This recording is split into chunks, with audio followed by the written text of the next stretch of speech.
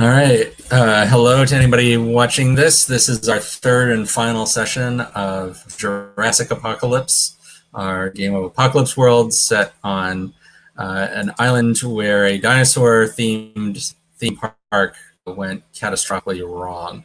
So why don't we have our players quickly introduce their characters and remind us where their characters were at the end. We had a couple big cliffhanger kind of endings of our previous session. So if you just remind us where your character is.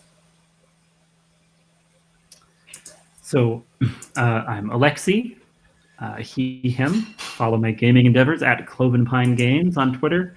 And in this series, I'm playing Orlando, she, her. She's the chopper. She's riding around on a raptor because in this world, choppers are raptor riders. Hi, I'm Peter. I use he, him pronouns. You can find me on Twitter at Blazing Lion, or you don't have to. I'm still playing Slick. He is the brainer in an island of weirdos. He's perhaps the weirdest, which has pros and cons attached to it. When we last left him, he was with Setter, and they were trying to now escape from a facility that had captured them and was going to, show them things until they sort of took matters into their own hands and bathroom. And, it was a fiasco. Watch the previous session. But, yeah. I'll leave it to Setter to tell the rest. Okay.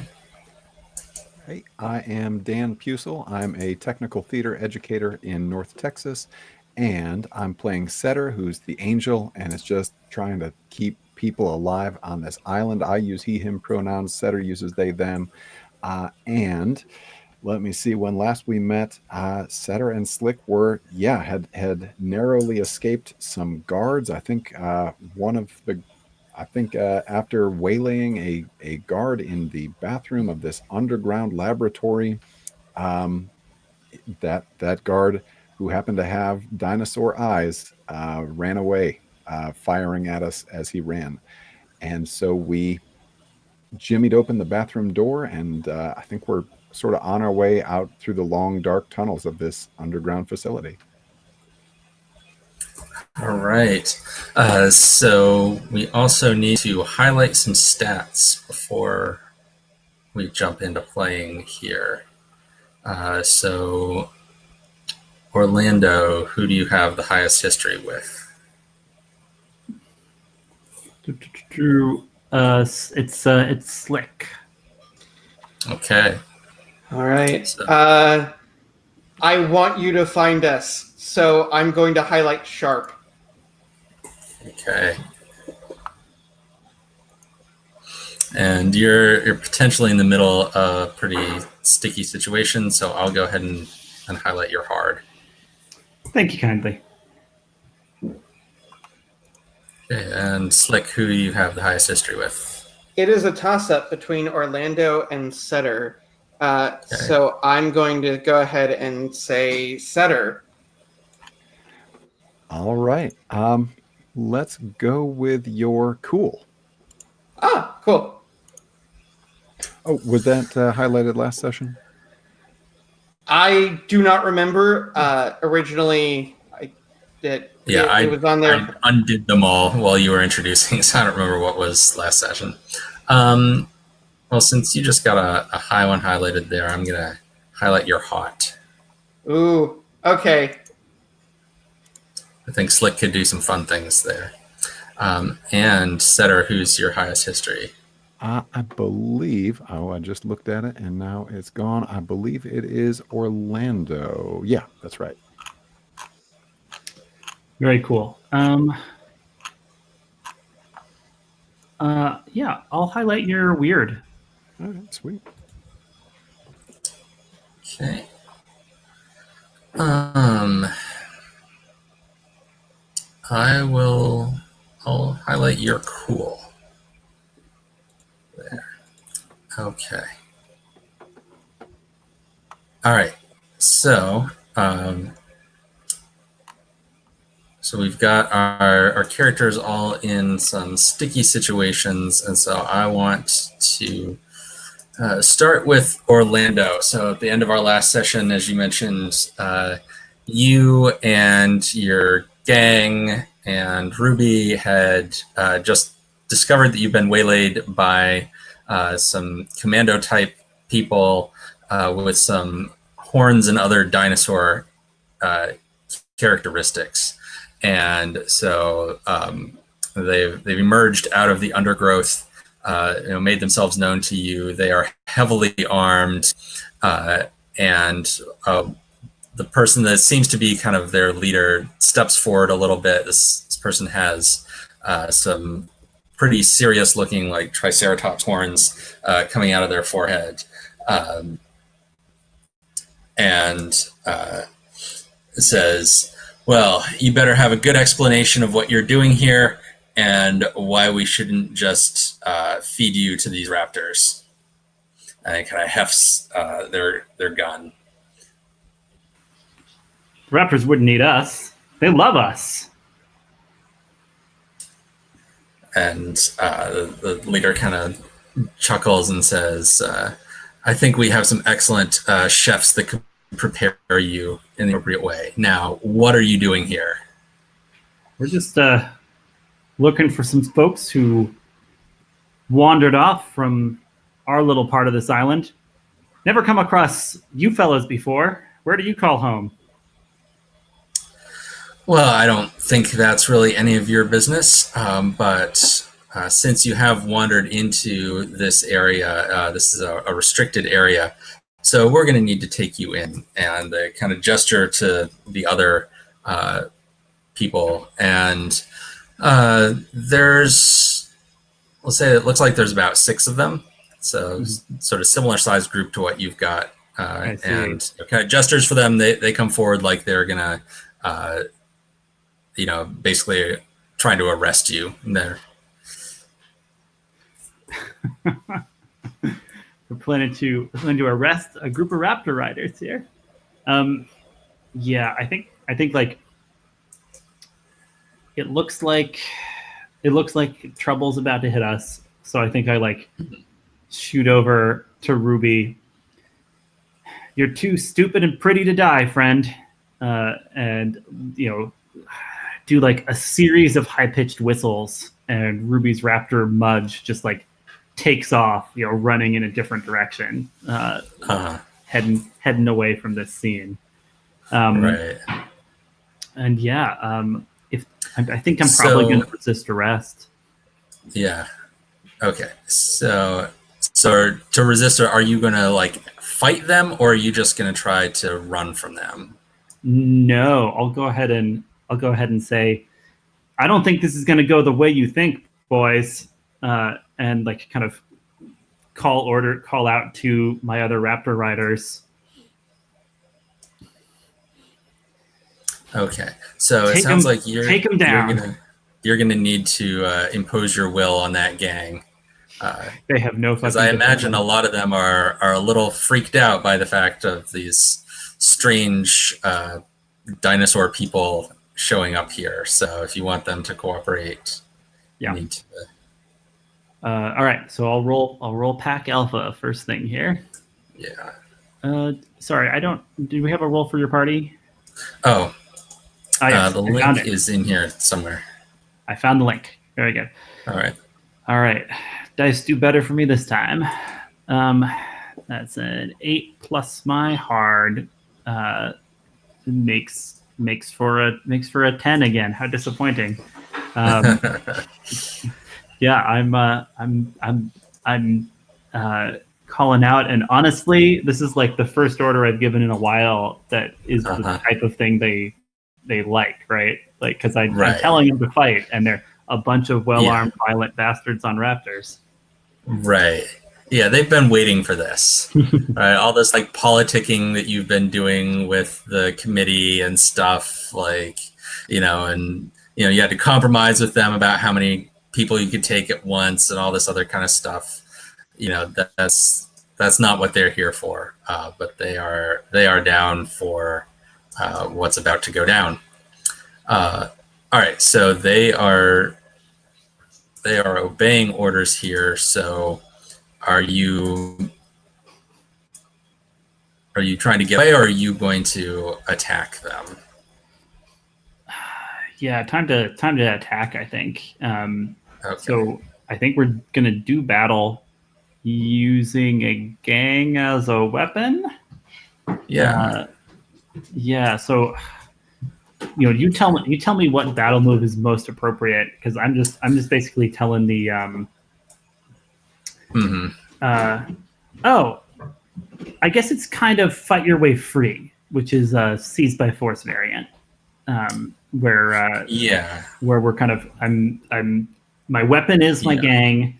I'm rolling to fight my way free, where I'm telling them don't let them grab you, don't let them take you in. We're teaching them what we're made of, and so it's kind of raptor riders versus dino mod soldiers. Yeah. All right. So go ahead and roll that then. Okay, I'm rolling seized by force and just double checking using a gang as a weapon.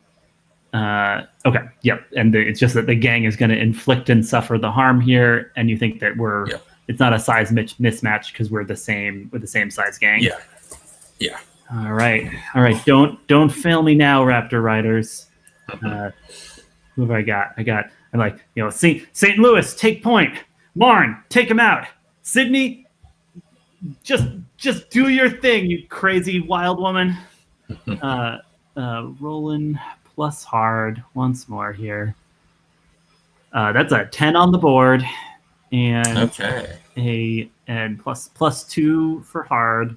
Is that also another experience? Mark stat? Yeah, if that was your highlight stat, yeah. Awesome.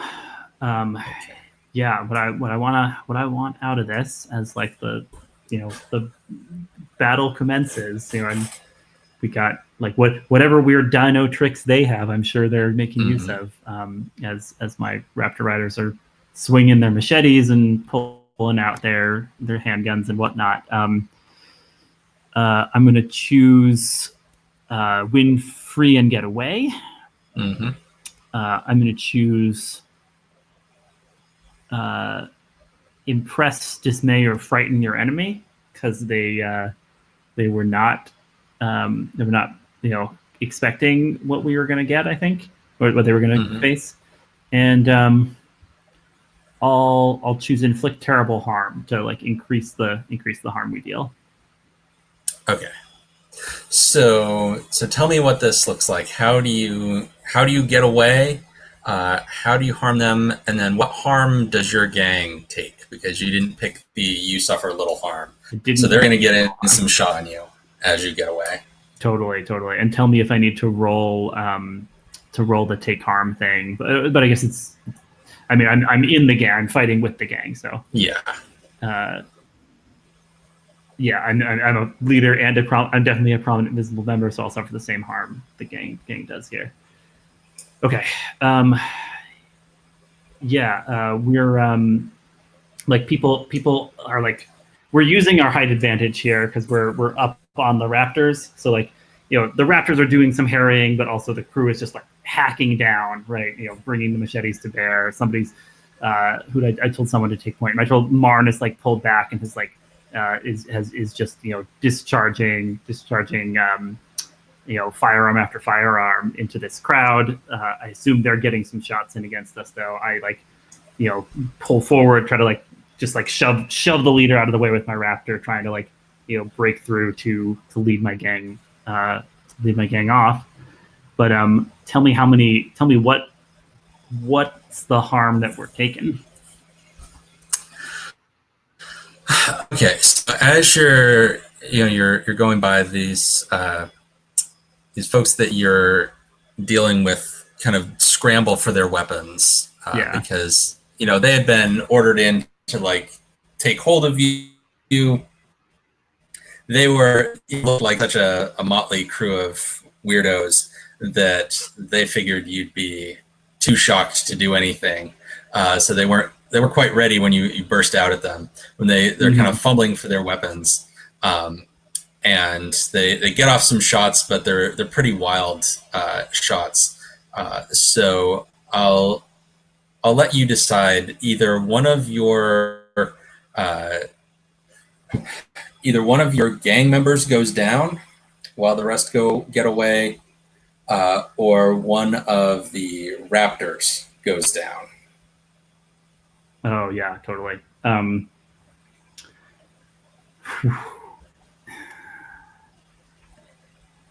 Yeah, I gotta go with the more painful one, right? Like it's gotta be that the kind of the gang is like hooting and hollering, feeling like we've gotten one over, and then like there's like a last crack, and like Buckland, my raptor, stumbles, and I just kind of go sprawling on the ground. Right. The raptor shot out from under me. Yeah. So you take take one harm in your personal harm tracker there, and the rest of your gang, like there's some people got grazed by bullets and might need a little bit of minor patching up, but the serious casualty was Buckland. Who collapses, is still alive, but when you what pronouns do we use for Buckland? I don't remember. I think Buckland's the he. Okay, so when you look at him, you see that one of his legs is just completely torn up by the gunfire. This is not a raptor that's going to run again, and possibly not one that's going to make it through the night, because he's bleeding pretty bad.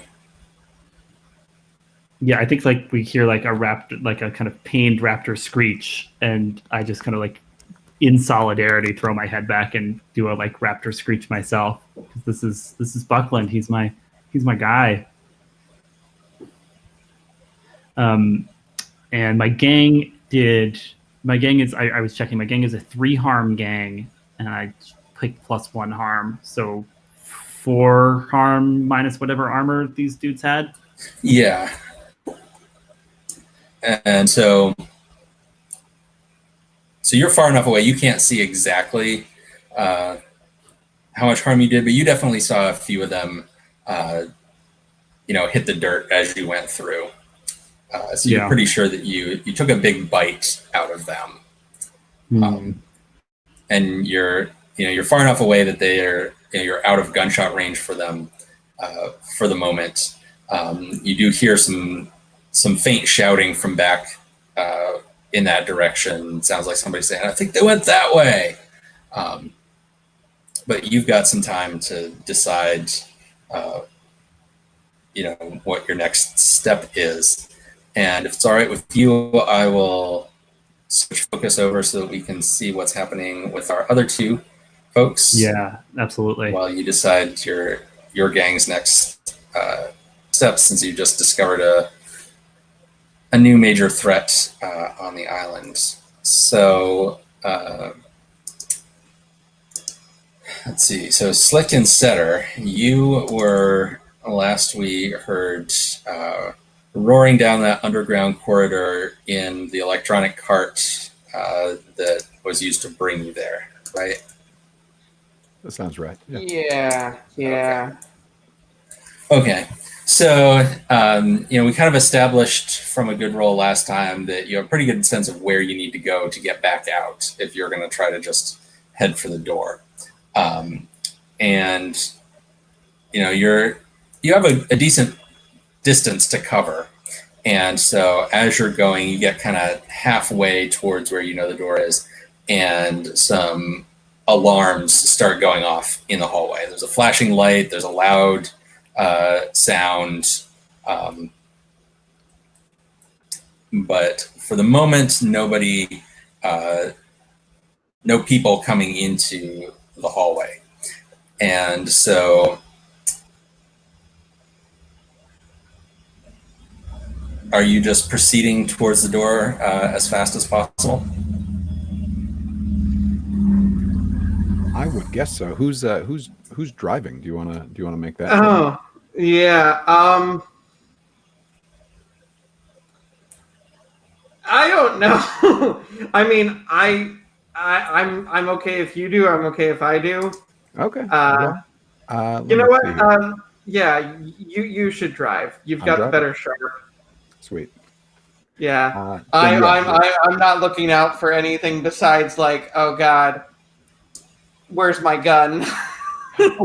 Since I'm driving, I've handed off that rifle we took from the guard over to you. So dang. You are literally shotgun. That makes me so happy. Just for the heck of it,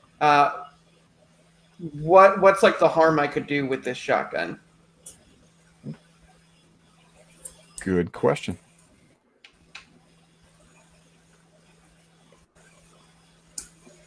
And Center? Yeah. Oh, sorry. I thought you were asking. Yeah, I'm sorry. I was asking game mechanics wise, how much harm would I be able to do with it? Oh, I don't know if it's a shotgun or a rifle or what. I just wanted to go for the joke. Right. Yeah. I mean, it's not something I need to know, I guess, unless I end up in battle. But it's nice to know I have something. So maybe just kind of put a pin in that, and I'll figure it out when the time comes, if the time comes. And if that's the case, and we've got some sort of weapon, then I am as much of a lookout as I can be. But if you're driving, I'm not in control of whether or not we're escaping, but I suggest we're escaping. Yeah, because the two of us by ourselves are not prepared to handle this level of fuckery. Yeah. So, speaking of fuckery that you have to handle, so you're going down this corridor. There are a few turns here or there that you have to make, and just as you pass a side corridor, another one of these vehicles comes peeling out of the side corridor after you. And it's got a couple people in it dressed in the same kind of guard gear with the face mask and everything as the people that brought you in originally. And by the time they swing into the hallway, there's 100 feet or so between the two of you. And it's exactly the same kind of vehicle, so presumably the same speed that they can do, but they're tailing you now. And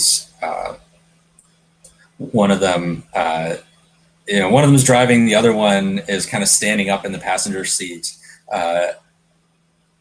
and has a weapon out and is kind of yelling over the noise of these two vehicles going top speed down the corridor for you to stop.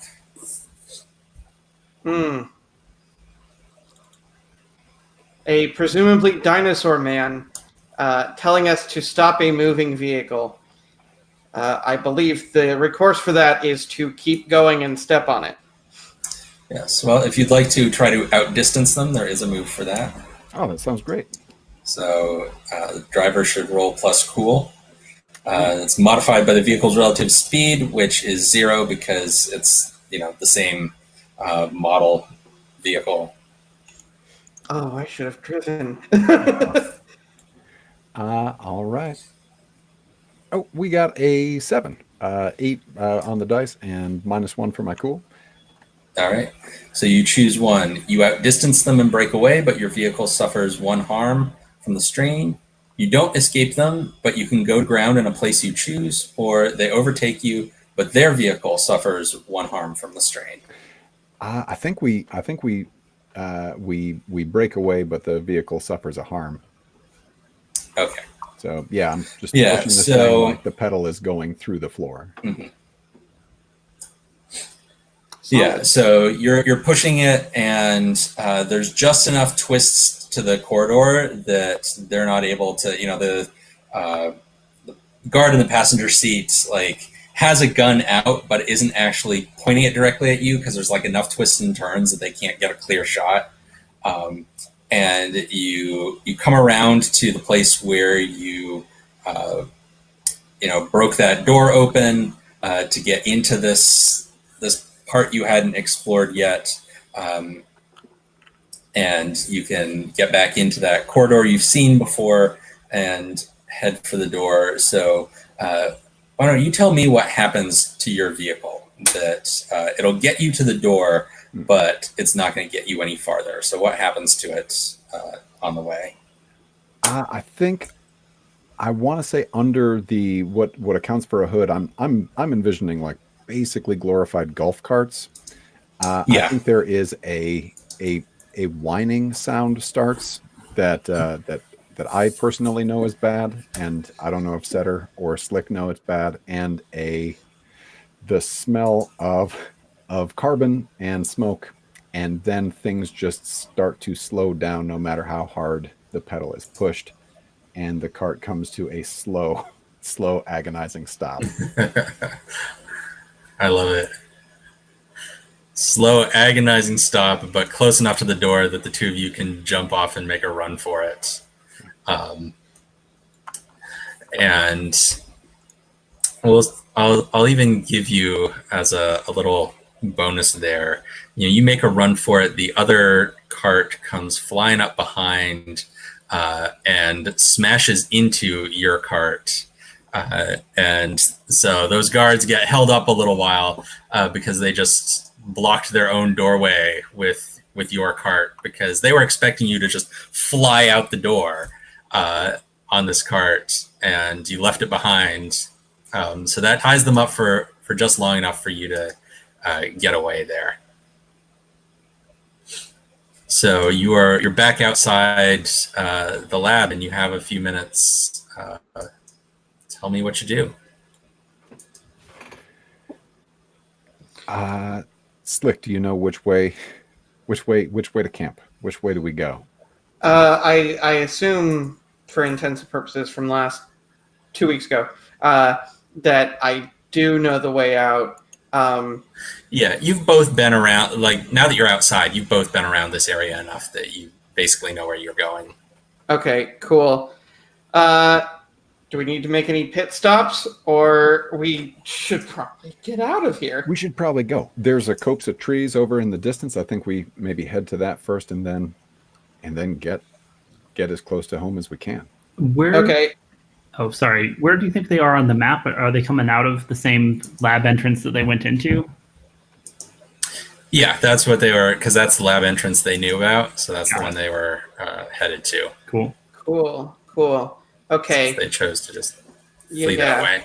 Yeah. Yeah. If we're out of there, then like as soon as we get like far enough away, I think finally after 2 sessions, Tricky, my Triceratops, sort of like wades out from a hiding spot that only I knew about, and it has just been like eyes open but a little bit like droopy because he's just been grazing endlessly. Like I've left him alone for too long and he's just eaten too much, and I'm like, okay, I'm not leaving you alone that long again.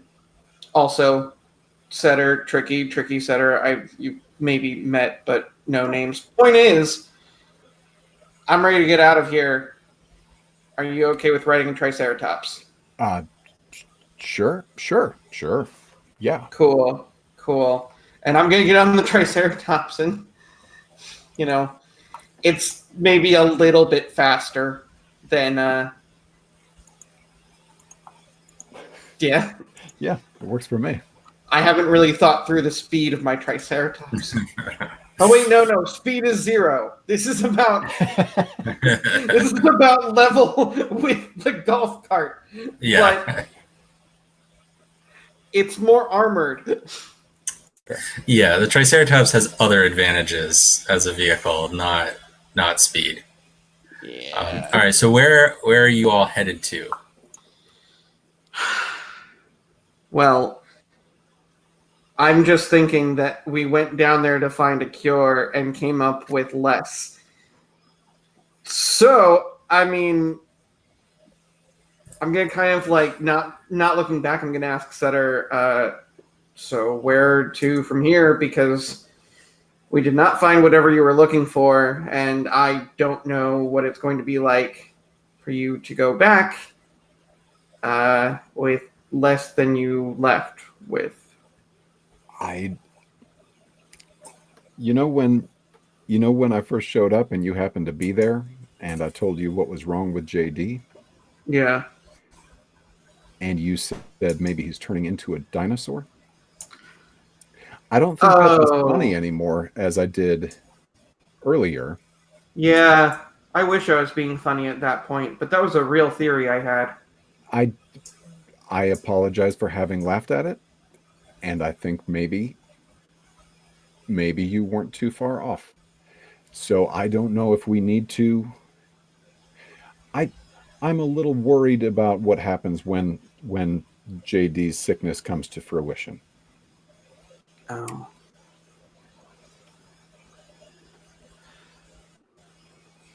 That might. I feel like the island has been. The voice that I've been hearing of the island has been getting stronger over time, and it is entirely possible that it's getting stronger because there are more dinosaurs. And that's not good.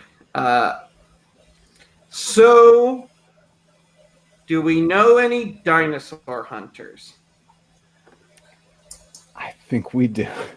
I know one. I know of one and a group of people who follow him around, or follow her around, sorry. Oh, we're talking about the capital of Florida. Sorry, not capital, but yeah.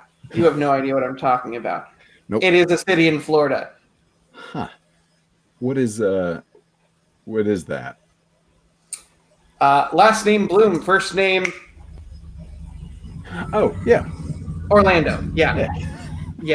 That She I hates know. me because I keep making these aren't jokes, these are references. There's a difference. Point is, we should head in a direction, which is actually, let's see, is there? What the heck? I'm gonna open my brain to the World Psychic Maelstrom to see if I can figure out where we can go find Orlando. Okay, sounds good. Yeah. So let's just. It's a +3. Which is good that it's a +3 because it's a 9. Okay, so 9 total. 9 total. Okay, so you're opening. You're trying to figure out where to find Orlando. So you get a vision. You get actually a vision that you see Orlando and a number of the other, or actually, why don't we do this? You get a vision of Ruby riding a raptor at top speed away from something terrible, and his raptor eventually kind of collapses from exhaustion, and he kind of falls off it and goes to tend to it and try to do something. But you recognize the scenery around in this vision as the Myosaurus watering hole. That the raptor apparently had hightailed it towards that watering hole. And so you don't know anything about Orlando, but Orlando's the only one that you remember riding a raptor, or Orlando's gang, the ones that you remember riding a raptor. But this is clearly one of their raptors, even though it's Ruby riding it. Okay. So I think I come to and sort of just rub my temples and I go, so I don't know where Orlando is, but I know where one of her raptors are, and I know where one of the riders riding the raptors are, and that rider is Ruby, which is weird, even for me. because I wasn't even thinking about him. Huh. Well, where? The Myosaurus watering hole, I believe it's called. I just call it, hey, that's water. I know that. Yeah. I've been to That's Water. Oh, good. Okay, cool. So I'm just going to start guiding Tricky in that direction and hoping that somehow along the way we'll end up crossing paths with Orlando. Okay, so speaking of crossing paths with Orlando, you've just gotten away from those soldiers that looked partially dinosaur. You know that they're still after you, but you had some time to formulate a new plan. You also know that you did hit them pretty hard on your way out. So what are you doing? I think I start with, all right, which one of you fucking thieves have some bandages here? We've got a raptor down. And let me refresh my memory on the names of your gang members. Yeah, that's so just straight up a move of fucking thieves when I have my gang search their pockets and okay, right. or something. Okay. I'm going to use all those. Okay, so yeah, go ahead and roll that. A 10, plus 2. Okay. Awesome. What's the description there? One of us happens to have just the thing or close enough. Okay. Yeah, so you demand some bandages and stuff, and we'll say Sydney, hops down off their raptor and rummages in the saddlebags and pulls out like a giant spool of gauze and a bottle of like disinfectant and holds them up. Is this what you're looking for, boss? Maybe it's just a bottle of hooch, right? And we're going to use this. Yeah, it's just alcohol, but perfect. Which was meant to be probably drank. Yeah. But I take a Sydney kind of. I like that. Yeah. Yeah, but Sydney kind of had the presence of mind to think this might actually be also useful for disinfecting a wound. Yeah. This will tide him over. I take a swig and then like use the alcohol and the gauze to try to kind of bandage up this raptor's leg. And I'm like, all the time I'm like, it's all right, Buckland. We're gonna find Setter. They'll set you to rights. Don't stay with me, boy. Don't go now. All right, I need you. Yeah. And I'm saying Buckland's giving some like soft moans and like nuzzling you weakly with the end of his nose. Yeah, I'm stroking his feathers. I'm like, all right. I need 3 of you to help me lift him up. And they're like, lift him up onto what? And that's when I pull out a whistle and I blow it. And we hear like thunderous kind of like clomping in the background. Because my other car is a tank. Which is a move that I took from the driver, where I get a specialized battle vehicle. All right. Instead of a specialized battle vehicle, I have a specialized battle dinosaur. All right. What kind of dinosaur is this? This guy would be a big old Ankylosaurus. So that's the kind of spiky armor and long club tail. Okay. The Ankylosaurus's name is Colbert. Okay. And he's got massive 2, speed 0, handling 1, 1 armor. His strengths are off-road and workhorse.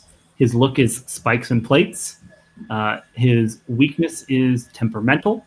The 2 battle options were extra armor and extra handling, and the 2 more specialized battle picks I went with were ramming spikes, which makes him inflict +1 harm, and mounted boarding platformer harness. So there's some, as the Ankylosaurus kind of comes crashing out of the undergrowth to the surprise of this gang, because I think this is a project of Orlando she hasn't filled other people in on yet. We see that there's clearly some kind of a special harness up on Colbert, designed for like dino to dino combat. It's like you're riding on Colbert, you've got yourself this like spiky tank, and also like boarding platforms for attacking anyone else who happens to be riding a dinosaur.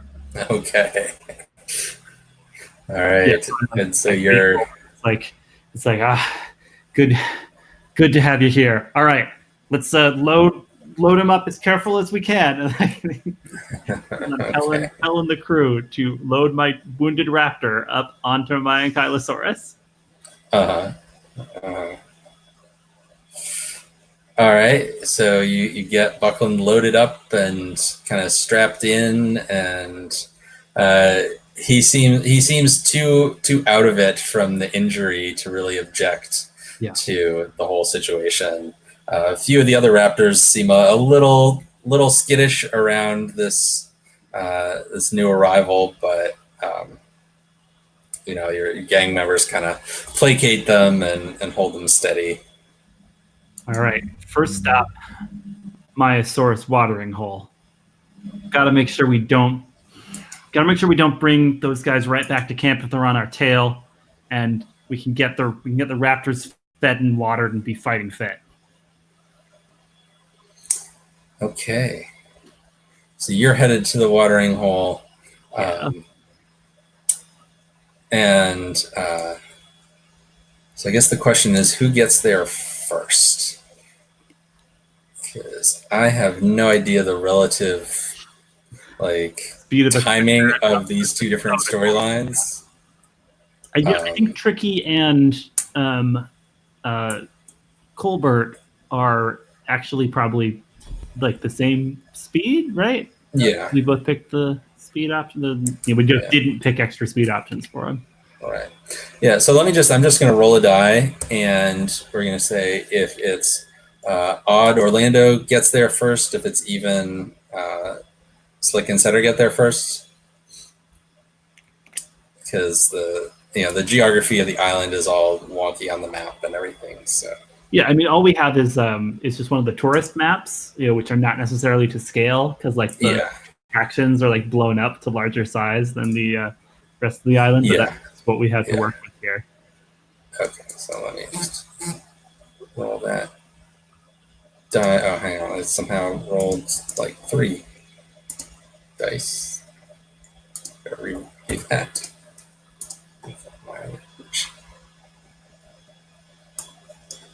There we go, 5. Okay, so Orlando, you get there first to the Myosaurus watering hole.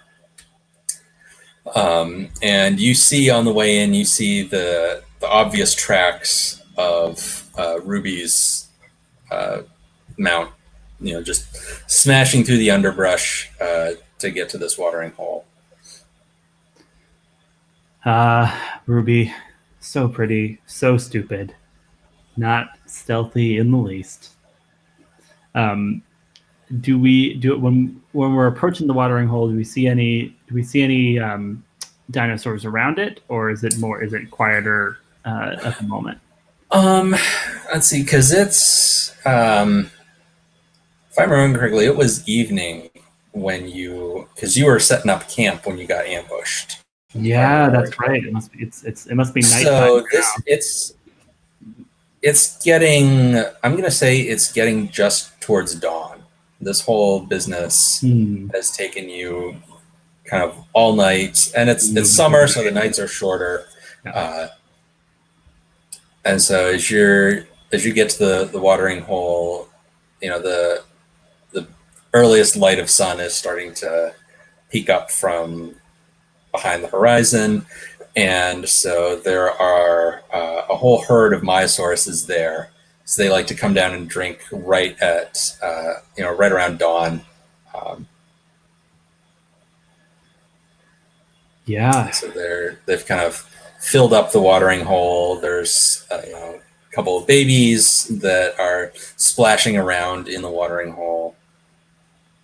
Would you look at that? So fucking innocent, so fucking beautiful. All right, boys, time to feed the raptors. Okay, so I kind of want to have you roll a battle move to see what happens here. just to hunt the Myosauruses. It's not a sucker someone. Yeah. I All right. mean, it could be sucker someone. You're coming up on them unawares. So if you want to just pounce and take out a Myosaurus, I will let you do that. Yeah, I think the like raptors have a good sense of like which is the like weakest link, right? Like they like spot like old or slow Myosaurus and just like gang up, right? Such that the other Myosauruses scatter, right? And we bring down one to feed the beast. Yeah, the Myosauruses, they can tell when someone's a goner and they just abandon them. They have no loyalty to an injured comrade because that could get the rest of them killed too. So as soon as they see that one is going down, the rest of them scatter, and that one is no match for your whole gang of raptors.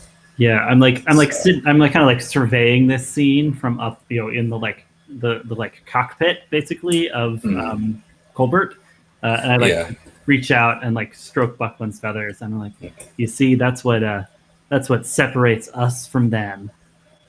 The humans and the civilized dinosaurs from these wild beasts that don't take care of their injured.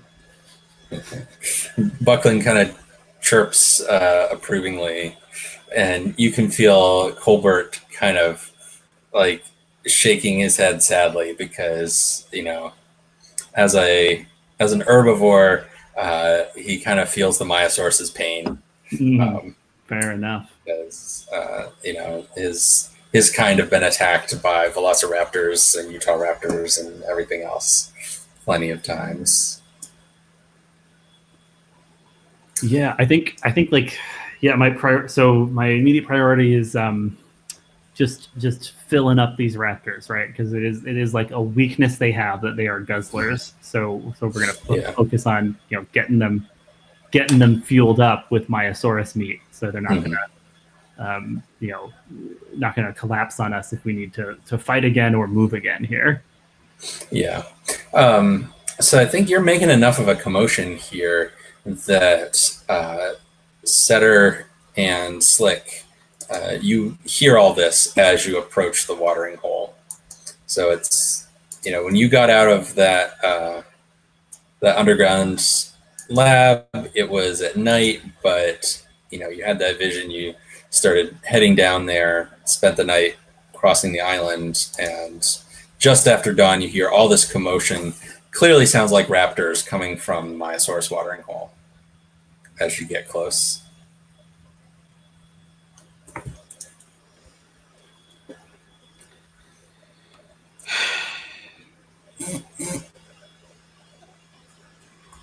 I think I'll look back at Setter as we're getting closer, and I just go, it's probably best if you go in first. I'll hang back a bit, considering the fact that there is probably a pack of raptors led by a person who reasonably doesn't like me. What the heck? Was that a raptor sound? Oh no, that's my cat. Oh, okay. It sounded like I just reacted immediately. Are you helping us role play there, Kitty? Are you making the dinosaur sound effects? Yeah, good job. Okay. Yeah, you definitely go in first. I'm on edge now. Yeah, I'll go in. I want you to know, before yesterday, I was a person who also reasonably didn't like you. But, shit. But, Slick, you've earned my respect and you've earned my trust. Okay, I'm going to go. I hate sensitive, tense moments. Okay. Okay, and I think I'll say under my breath, that was a mistake. This is true. And Slick cautiously wanders into the clearing. I think you mean Setter. Yes, Setter cautiously wanders into the clearing, sort of looking around for the dominant raptor. He sort of knows. He knows these animals from some time ago. So he's looking to find the one in charge. And then there is a giant. What is Corbin? Colbert is an ankylosaurus. Oh, okay. And that's a surprise. That's a surprise to Setter. So this seems like maybe that's the location. That's the location. This ankylosaurus. This not necessarily a prey animal, but something that the raptors are leaving alone and is just chilling out. All right, this has the stink of human influence. So he'll start heading towards Colbert. Yeah. As soon as Orlando sees Setter approaching, I'll call out a greeting. I'll be like, Setter, I knew it. I knew I'd find you. The vision said to go to the lava springs, and hey, not quite the lava springs, but here you are. Here I am. Holy shit! What? Wait. All right. Hey, I am very anxious right now because I am a prey animal and this is a hunting ground. So I'm going to just come on over close to you. What? Oh my God. What happened? What happened to your ride, man? So there are these dino soldiers on the island. Don't know if that memo's gotten around, but we were surprised by them. I'll tell you that. Yeah, I've been with Slick. Slick's in the tree line there. I'm gonna sort of give a wave and a high sign. Oh, Slick. All yeah. Right. We went exploring in the catacombs in the lab, and dino soldiers there too. Damnedest thing. Yeah. Son of a bitch. Not loving this turn of events, but look, you might be the only one that can help out Buckland. Yeah. I know you don't ride with us anymore, but for old time's sake, will you lay a hand on a raptor? Yes. Yes, I will. Like put out a hand to them to help set her up onto Colbert to try to help out my raptor. All right. So Setter's going to do the smartest thing. Put their hand on a live, vicious dinosaur and open their brain to the world's psychic maelstrom. Okay.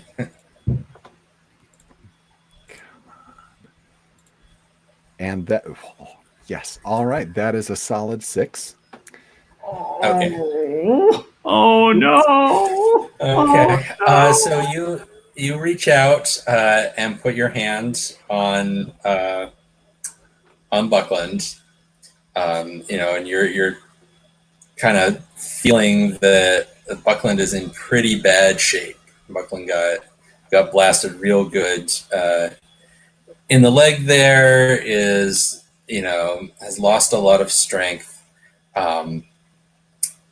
But the other thing that you also notice as you're putting your hand on Buckland, and it's something that at first you don't even realize it because your hand is on a dinosaur, but not all the scales you're seeing are on the dinosaur. On your hand, the skin has started to look a little bit scaly. Oh no. All right. This is bad news. I think this is the point where Slick is going to kind of wander over tentatively, but he's off Tricky, and he's sort of leading Tricky very carefully and cautiously amongst this circle of raptors, and he's just like, everything all right? I think maybe conventional medicine is the best way to go with this dinosaur.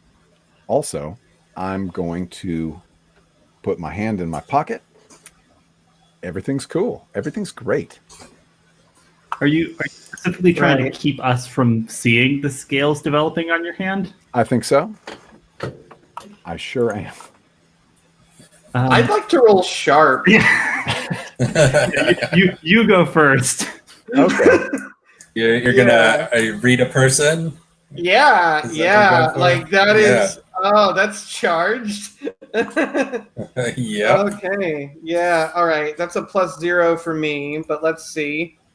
Oh, 2 6s. All right. I know you So- too well at this point for you to hide anything from me. Yep. You get to ask 3 Yeah. of those questions. Too bad that wasn't marked off or anything. But anyways, well, let's just start off with the big one. What does your character wish I'd do? What I wish you would do? I wish you would. I don't know. Go about helping to get my medical supplies and start treating this dinosaur. That is unlikely to happen, but that is what I'm sort of like. Hey, can you? It would be great if you just like one hand in my pocket, the other one gesturing for you to move some stuff around. Okay. Just because I need to know this for myself, is your character telling the truth? Oh no. Yeah. I mean, Yeah, I'm obviously hiding something. Right. I assumed as much, but I wanted to make sure I got that in there so it wasn't just like. So.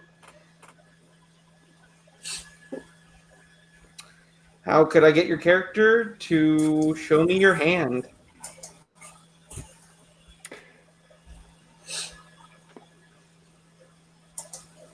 That's a fine question. How could you get my character to show you my hand? I think by saying you know something's wrong, I think it would be that straightforward. Okay. And why are you hiding your hand? Yeah. Yeah, I think for once in Slick's entire life, he just kind of looks at you, looks at your hand, and then like realizes what you want him to do, and he just goes, "If medical supplies is what you need, I'll go get that. Just show me what the fuck is wrong with your hand." I think Setter takes out his hand. It's got scales starting to form. I think we were down. I think we were down in the lab for too long. Holy shit! It's like you're turning into a dinosaur. That is, Son of a I suppose you could coin the term "dino flu" at this point. We're pretty sure that is what is happening to a number of people, both down in the lab and the soldiers that you sounded like you encountered. Yes, I was listening. JD, that poor fucking kid. Oh, yeah. I would suggest we deal with one thing at a time, because I feel like if we go back at this point, we might be dealing with more dinosaur people. Yeah. And let me tell you, dinosaur instincts are a little more hostile. I mean, depends on the dinosaur, right? Like, if it's raptors, I can work with those. And hey, Ankylosaurus too now, right, Colbert? And I like pat the Ankylosaurus, peremptorily. That is incredibly large, and it makes an interesting sound. It like sweeps its club tail back and forth. Okay, I'm going to stay on the front side of it so that it doesn't hit me. Yeah, stay on the side with all the spikes, Slick. During this conversation, Setter is actually going about treating the raptor's messed up limb. Okay. Yeah. Using your angel kit. Yes. Yeah. I think it's been a while since I took a look at that. Let me take a look at that, and y'all can carry on. This is going to take me a second to catch up with my stuff. Okay. Yeah, so where are you all headed to? So you had followed the trail of Ruby to the watering hole, but you haven't seen Ruby around. Oh, great. Yeah. And yeah. I think I'll, because I did see him in the vision, I'll just kind of look around and like just kind of I'm starting to form the words under my breath, something's missing, and then I just kind of just swing my head to look at Orlando and I go, here's the thing. You don't have to like me. We might have to work together for now. That said, where's Ruby? Told the pretty boy's raptor to run off and get him away from stuff that was going down at the lava springs. Seems like he came here. Don't know where he went after that, but odds are he's in better shape than we are. Just given the crap we've been dragged through. Odds are, and don't quote me on how I know this, his raptor went down. In which case, he should be around here somewhere. Which leads me to worry. Hearing that, I'm definitely gonna start just scanning the whole area, right? I was not so much, before I thought maybe Ruby went to the watering hole and then moved on, but with this weird little bit of intel from Slick of all people, I think tell me if this triggers Rita Sitch, but I'm gonna start like doing a sweep of the whole watering hole, looking for evidence about Ruby's whereabouts. Yeah, I think you've made this a charged enough situation by worrying about what exactly happened to Ruby that I think Rita Sitch applies. Nice. It's another experience because my sharp was highlighted. Thank you very much. And my sharp's a 0, so that's just a 7. I get one question here. Who's in control here? Who's in control here?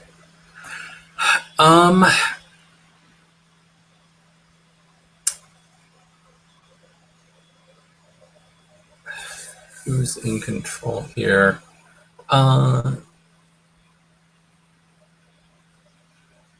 It's the three of you. This is a safe refuge spot, and I will even kind of give you that. You're looking around, and you come upon Ruby's raptor that. She was just kind of holed up. There's, a bunch of like rocks and stuff around the edges of the watering hole. And there was kind of a nice, like kind of sheltered area. And Ruby's raptor seems to be still pretty tired, but not injured in any way. And once you've located Ruby's raptor, you also see there's, a little bit of disturbance in the underbrush. It looks like, somebody has walked away from this area. So it looks like Ruby kind of left the raptor to rest and continued on foot. All right. In the general direction of the main camp area. From where I'm sitting, Slick, we're the most dangerous things around these parts. St. Louis, make sure Mudge gets fed.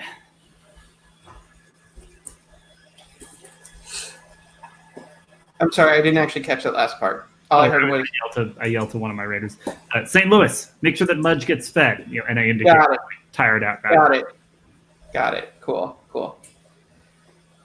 Well, if we're the most dangerous here, then we're not in the right place because there's a lot more dangerous stuff here. After looking at the raptor for a bit, can you tell me whereabouts they are on their wound tracker? Like, is she at 9 or is she? It's a he. He. Yeah, no worries. Yeah, we'll say, with, some basic care and stuff, he's at 6 o'clock on the Okay. harm clock. That's So straightforward enough. not in any immediate danger of dying at this point, but still pretty beat up. Great. That leg is not right now in the kind of shape that you'd want it to be to actually ride. Cool. In that case, it looks like just some basic doctoring, and I spend a stock, and he'll be good to go in between 4 days and a week. All right. Nice doctor in there, Setter. I knew I could trust you. Speaking of that, I don't know how much longer you can trust me. I am growing scales and slowly turning into a dinosaur. So I need you both to keep an eye on me. And if I start to behave stranger than usual, I need you to do what needs to be done. I'm not going to bring myself into the town. I'm not going to bring myself around people if I'm dangerous like this. Oh, Setter. Look, I'll do it, but I'm hoping it doesn't ever come to that. Slick, you can do weird brain stuff. Can't you turn this around or something?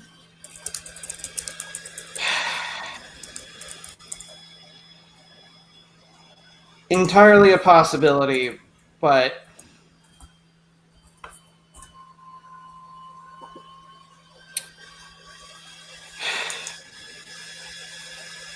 I'm trying to think. I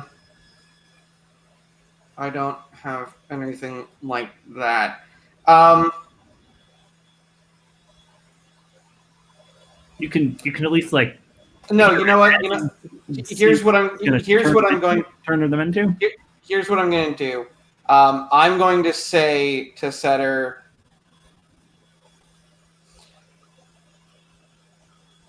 if we're able to get back down to the lab and figure out some way to do it, I'm pretty solidly sure that we can fix you up, and I am going to bluff him or bluff them, because the reality is I have no fucking clue. I have no clue if it'll work. My bet is as hedged on getting Orlando down there and killing a bunch of dino soldiers, and I'm not a medic. But I'm like just kind of fast talking, going, we need to get down there. Setter trusts me, which is a bad thing at this point. So I'm gonna just kind of suggest that, yeah, I'm gonna try and bluff you, Okay. which basically, so I'm going to do the seduce or manipulate someone. What I want you to do is sort of remain calm and don't make any impulsive split-second decisions to try and save everyone but yourself. Mm-hmm.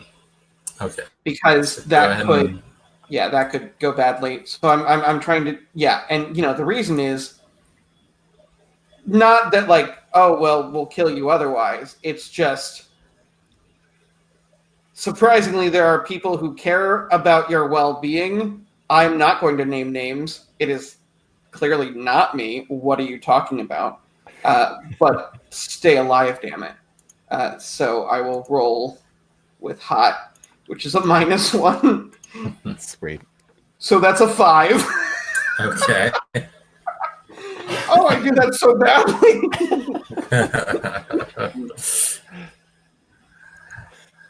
Okay.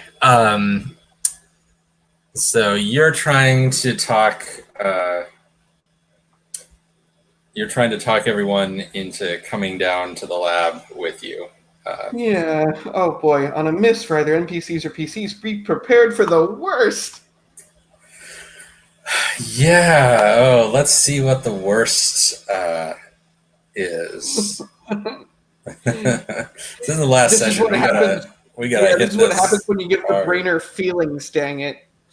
You had to say the nice speech before you Uh-huh. turned into half dino. Yeah.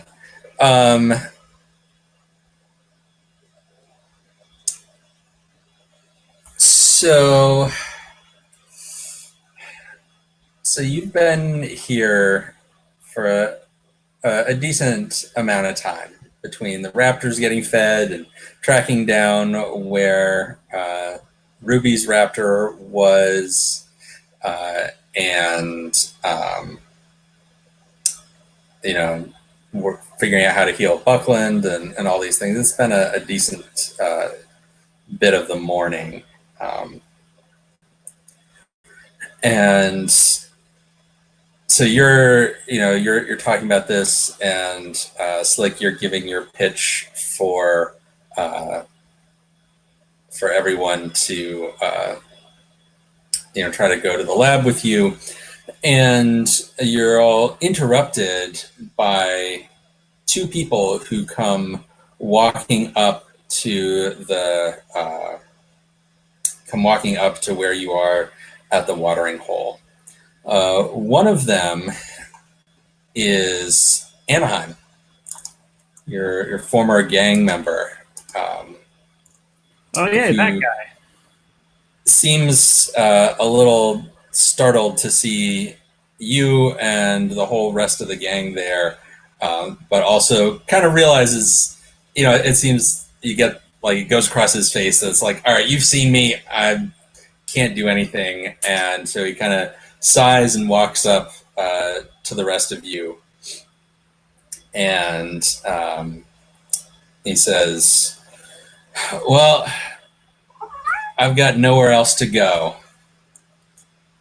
and he gestures to the other person that was with him, who's much shorter than him, and is wearing kind of like a cloak to disguise. And this person, comes up as he waves, and takes their hood down, and it's JD, the kid with the mystery illness, who is up and about, walking, seems in okay shape. But he looks up at all of you, and in particular looks up at Setter, and says, I'm sorry, Doc Setter. I know you were trying to help, but they told us I can't stay in the village anymore." I'm so sorry, JD, but you're up. You're well. Last I saw you, you couldn't get up. You couldn't eat. What happened? And he nods and he says, "Well, I'm feeling a little better, but I've got this now." And he takes the rest of the cloak off, and you see that running down his back are a set of Stegosaurus plates. Oh man. And he kind of embarrassedly kind of turns around and shows you, and Anaheim kind of folds his arms and sighs and says, "Yeah, when they saw what was happening, we decided it was better to hightail it out of town, because there's some anti-dinosaur sentiment. I think you saw that's gotten a lot worse, and we just didn't feel it was safe for JD to stay in town." And frankly, I didn't think it was safe for me to stay in town. And he kind of pulls up the bottom of his shirt, and he shows he's got some feathers on his stomach. Well, you men are in good company. And I raise my hand and I show him the scales. Mm-hmm. We're gonna figure this out. or we're going to turn into some goddamn dinosaurs. And I keep wanting to call him Adelaide. I'm just getting my A cities confused. So Anaheim, takes a look at that and he's like, oh, holy shit, it's happening to everyone. And he looks around and he's like, to be honest, I wouldn't be surprised if half the people in the camp have something going on. They're just hiding it as best they can because they'll end up like us if they admit it.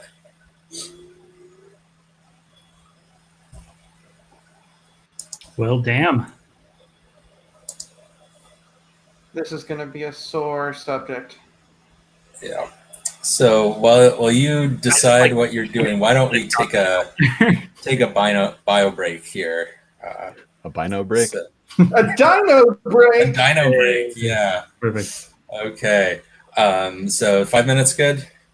Yep, that works. All right. So I've got 21 after the hour here, so I will see you at 26 after.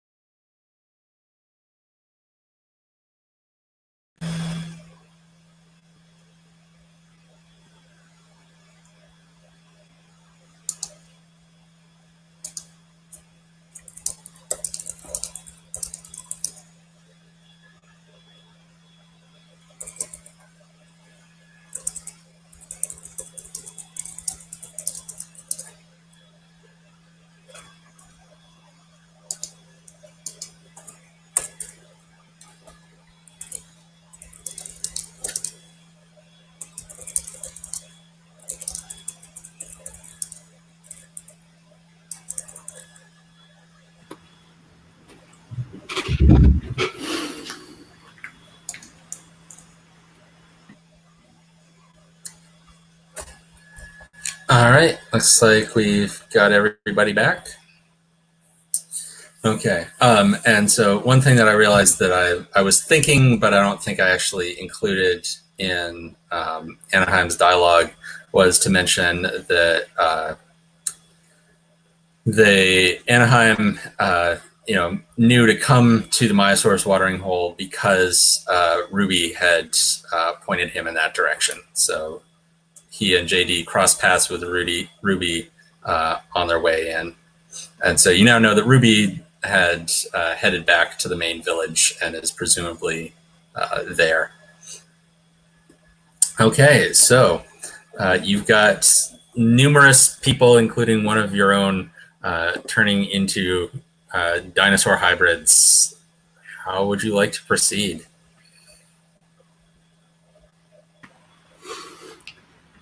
Slick, were you for real about there being a cure to this down in the lab? Something drew me there earlier, and frankly, Setter, it was not you, but I had a feeling someone else was going to show up with whatever I saw. So my thought is, if we'd gone down there and stayed down there, we likely would have found the source of whatever's turning people into dinosaurs. I can't believe I'm saying that out loud. But if we can find the source, who says there isn't a way to reverse engineer it and turn people back into humans? Actually, what would that do to... Never mind. So, it's also just a good idea to go back down there with some actual backup and not a medic and a person who's a little shortchanged right now. Yeah, you are not the first person I'd choose to fight a whole army of dino soldiers, and I hope you don't mind my saying that, Slick. I assume I'm the last person on your list for a lot of things, so for you to say I'm not the first is rather nice of you to say it like that. Get your whole fancy hat messed up, wouldn't you? Can't have that. Yeah, well, it does look better on my head than your head does on the rest of your body. Setter. Yeah. You up to ride with us again? We make a sortie to get a cure or at least some answers from these lab people. Been a few years since I had a dinosaur between my legs, but I think I remember. All right. Well, if the village isn't going to take us back, then we'll fix the village's problems for them. Always falls to us to clean things up, huh? Yeah. Raptor Raiders! There's a lab to assault. And I'm coming too. All right. So you all arrive at the entrance to the lab. How are you proceeding? And I'll rely a little on the intel I get from Slick and Setter because they're the ones who've done the first expedition here. But I basically probably I'm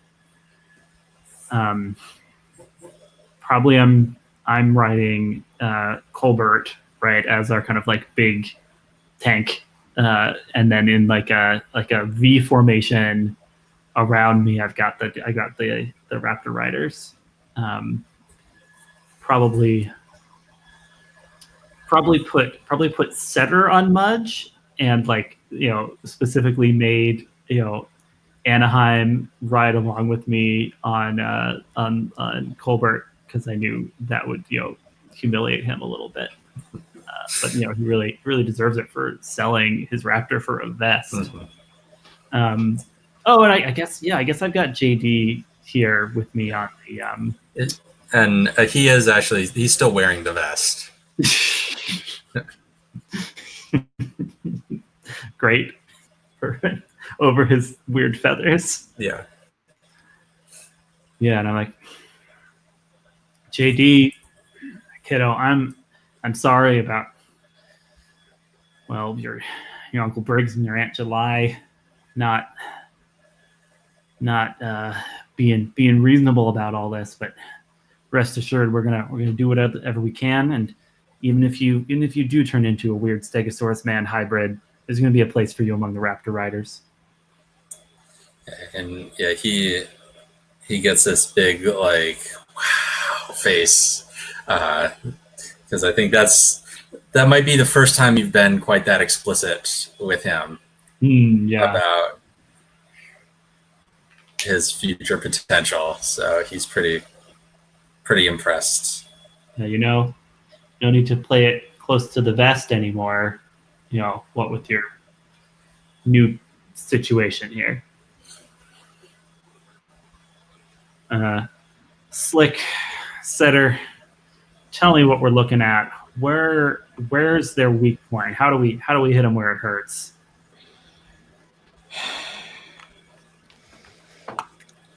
Well, There was a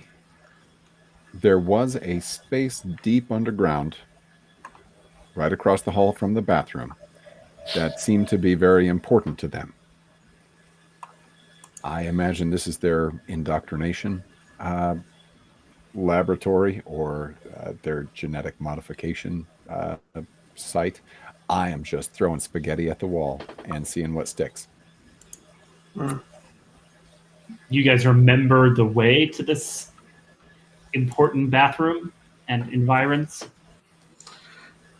do I need to roll to see if I can find my way back? Because we found our way out, but I think if you're just again retracing those same steps back to the place where you had the fight in the bathroom and stuff, you can do that. I won't make you roll for that. If you're gonna go off course or trying to find a back way around or something, then complications may ensue. sure. Here's my question: how many of our can our dinos fit into whatever entrance we have and whatever kind of passages you have in there? Sorry, kind of asking out of character slightly. What do we think? Yeah. Well, because I don't think we established in the game yet, but that would certainly be something that Slick and Setter would have be able to tell you. They would have noticed. I'm going to say in the main hallways, a raptor can run and a person can ride leaning low down over its neck. Mm-hmm. So you can't ride sitting straight up, but if you're down over its neck, you could ride a raptor through the main hallways.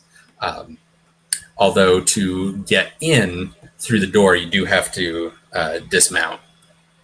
But once you get into that main hallway, sort of through that spot, through where they broke the door open, once you get into there, you'd be able to mount up and ride. But it looks, if we can ride the raptors crouched down, I'm just betting that Colbert, my Ankylosaurus, is a little big for the space.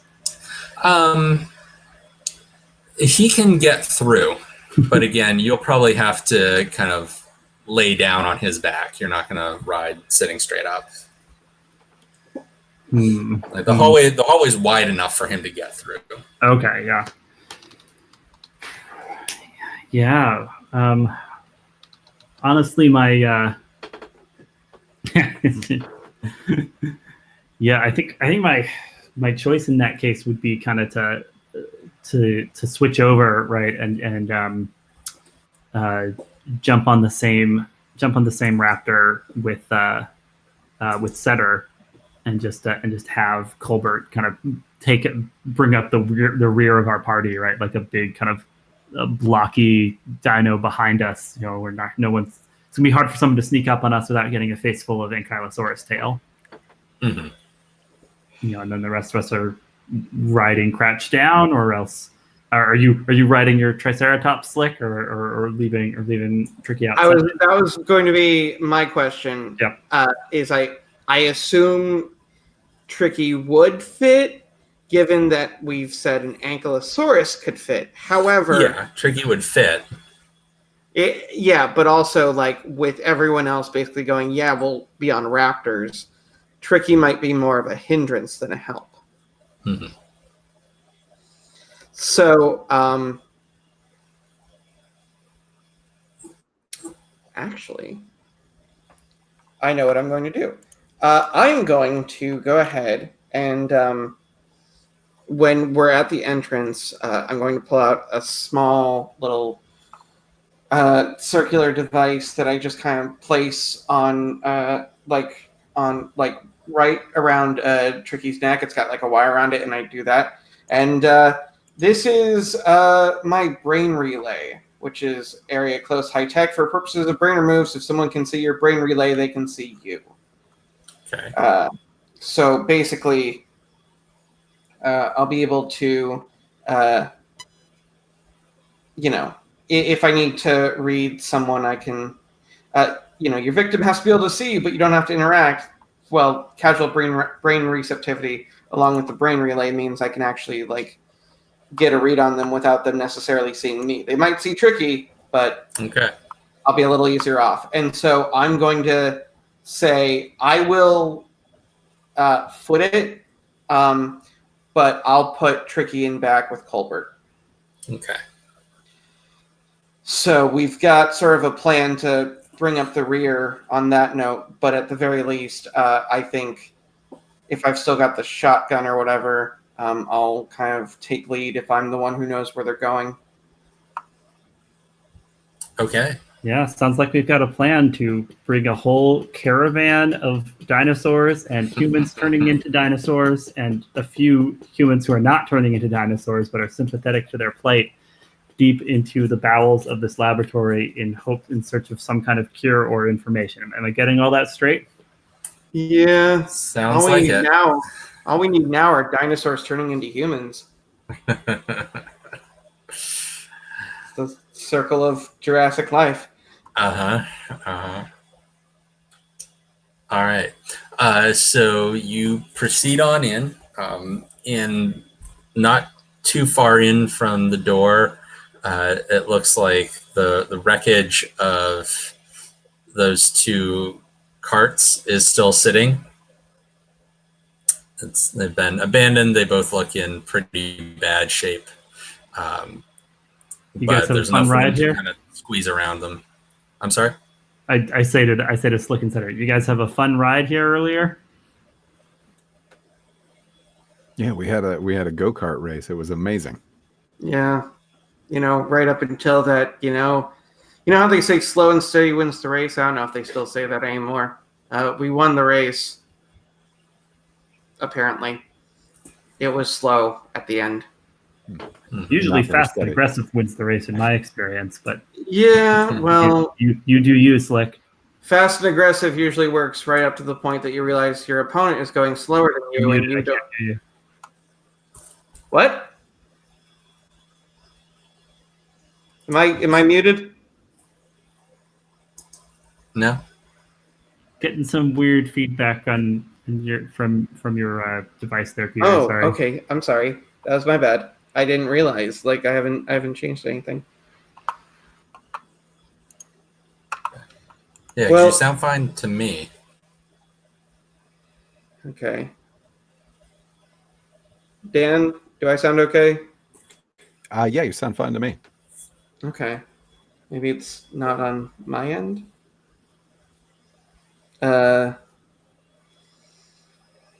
Anyways, I was just gonna say something witty and brainy, so we can skip past that. Can you hear me okay? Okay. I was just saying something witty and brainy, and we'll assume it was clever. All right. We'll move past that. Okay. Yeah, so that section of hallway, that entrance kind of area seems to be abandoned. It's not any different than when you first came in here. And so as you proceed down and eventually get to that set of doors that you had busted open a few sessions ago, And those doors have been closed, and it looks like some sort of repairs have been done to them. And they are most definitely locked now. So are we knocking politely, or are we blowing these things down, guys? We could knock it down by blowing it down. That seems like a combination of the two. Or, well, if the cameras from before were still working, they know we're coming. So, These people have cameras? Yeah. oh my god. Second time, I thought I would have remembered, but no, it's been a long day. I haven't slept. Sleep probably would have been a good idea, but no. Point is, screw it. I'm gonna knock. Okay, so you knock, and so the doors have like a little square window with that glass that has the like wire grid in it to keep it from being smashed out. And when you knock, you hear something kind of move from behind the window on one of the doors, and there's just a little bit of light comes through, and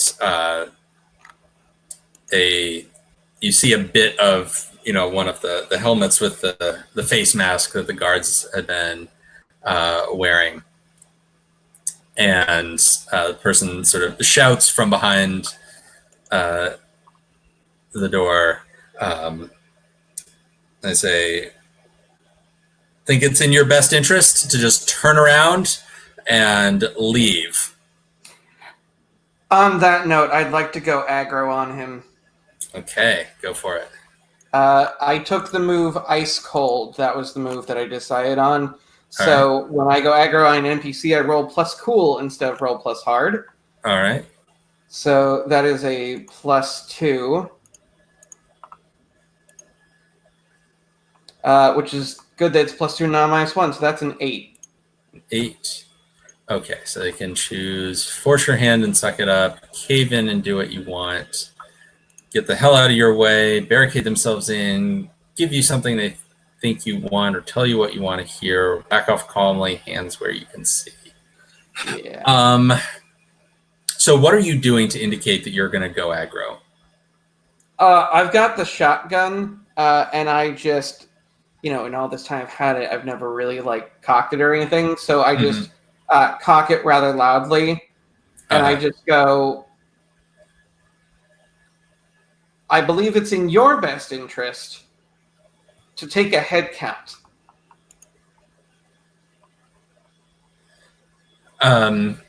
So after you say that, whatever it is that was blocking that window gets slid back into place fairly aggressively. You hear kind of a loud clank as the window gets shut off again.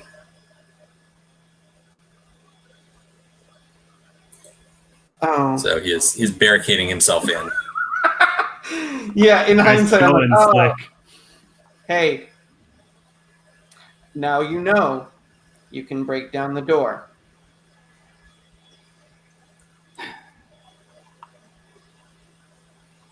Yeah, this is going to go faster. You do have some helpers with you that I think could probably take that door out pretty easily without a roll if you were to bring them into play. If we just clear out of the way and have the Triceratops and the Ankylosaurus charge at the door. Yeah, I'll just let you know if you want to do it that way. I won't even make you roll for it because those are some powerful beasts. I mean, it's Dinopocalypse world. We gotta step down the door with our dinosaurs. Yeah, I mean, besides, this situation seems a little tricky. Hey. Only time I'm going to say that. But yeah, I would definitely encourage Tricky to charge the door with Colbert. Okay. All right, so they charge the door, and the two doors just go flying open. I forget if we established if they're supposed to open in or out last time we were here, but it doesn't really matter. They're opening in now, and you hear, several surprised and agonized shouts. There was clearly a bunch of stuff that had been stacked up behind the doors to barricade them, that has now gone flying. And there are several guards that are, picking themselves back up off the ground as these two dinosaurs charge into the main hallway here.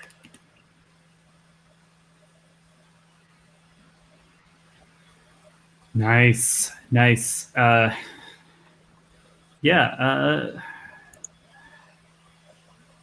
I think it's I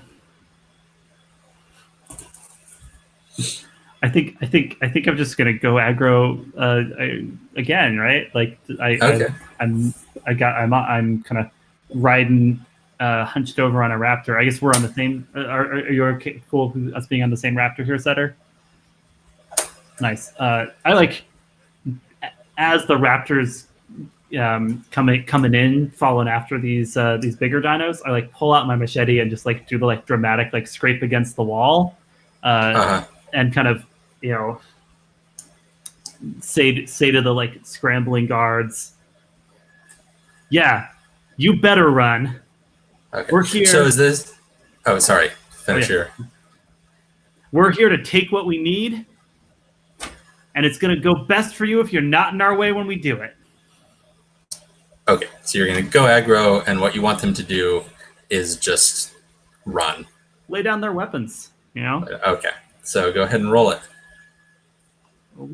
Also, at this point, once the doors are barreled down, I just in a single leap will board Tricky. I think it's best to be on my dino at this point. That's an 8. Okay. Do you want to take the 8, or would you be okay if I tried to help? Oh, I tried to push it up to a 10 just to like give us security here. I mean, it's up to you. I know it. I know you've had a lot of like big successes, so it's up to you. I'm fine with you trying to help. Cool. And of course, it could always go terribly wrong. So yeah.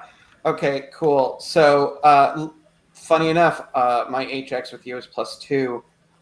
So I will go ahead and roll and add 2. Oh, I failed. That's a 5. That's a 5. Okay. All right. So you're trying to get them to scatter, and you do make them a little afraid of you, but they decide that. They decide Slick looks like a bit of a softer target in the process of jumping onto the Triceratops. And so we'll say there's 2 guards here that were posted at this station. And so they kind of scrambled back from Orlando and the Raptor riders. But as they do that, they get off a shot at Slick, so you'll take 1 damage from that as you're climbing on the Triceratops and you get hit with a bullet. Cool. And then they look like they've scrambled back a bit, but they're starting to regroup. So they've chosen force your hand and suck it up on the go aggro choices. All right. Honestly, the way I want to deal with this is just tell give the whistle for Colbert to run them down. Okay. because Colbert is a vehicle, and specifically he is a vehicle with ramming spikes to inflict +1 harm. So should I roll use or hang on, I'm looking at Yeah, so they've forced your hand, so you just get to inflict your harm on them. Really? I don't have to. Cool. So I'm because you were threatening to harm them if they didn't get out of the way, and they forced your hand, so you just and they're people, as it were, as opposed to buildings or vehicles. Yeah, they're not vehicles. They don't have a vehicle. They were just on foot, stationed there. So a direct hit from a moving vehicle inflicts 3 harm, armor piercing, plus it's massive. My Ankylosaurus has 2 massive, and also inflicts +1 harm because of the ramming spikes. So yeah, I'm doing six harm to them total. Splatter them. Yeah, they made a poor choice there, trying to force your hand. I reach out and I'm like, good boy, Colbert. Colbert seems pretty pumped. Colbert has been waiting to get to splatter somebody for a while. I'm imagining you like training him on like watermelons and stuff. Yeah, to like stacked up the watermelons. And he's pretty excited to get to go after a person. So these guards got whacked real good, and one of their helmets falls off as their dead body kind of falls to the floor, and you can see this person has essentially feathers instead of hair on their head. I reach down and I grab like a handful of the feathers and just tear them out, and then kind of stick them under the like kind of shoulder strap of my jacket, like a little trophy, adding to my kind of chopper regalia. Yeah, and so, but one thing they did manage to do before getting splattered was to yank the alarm on the wall. So the alarm lights and sound are going off now. So they're gone, but they've alerted some of the other folks in this underground lab. Yes. Didn't you miss this, Setter? Setter, the reaching down and tearing feathers off of this squashed corpse has set Setter over the edge, and Setter is like just ralphing off the side of this raptor. This is a rough day. It's been a long day. Just saw the most extreme gore maybe that they've ever seen. Missed it. So, oh God, missed it so bad. Oh, so cool. Yeah, you'll get used to it again. Don't worry, friend.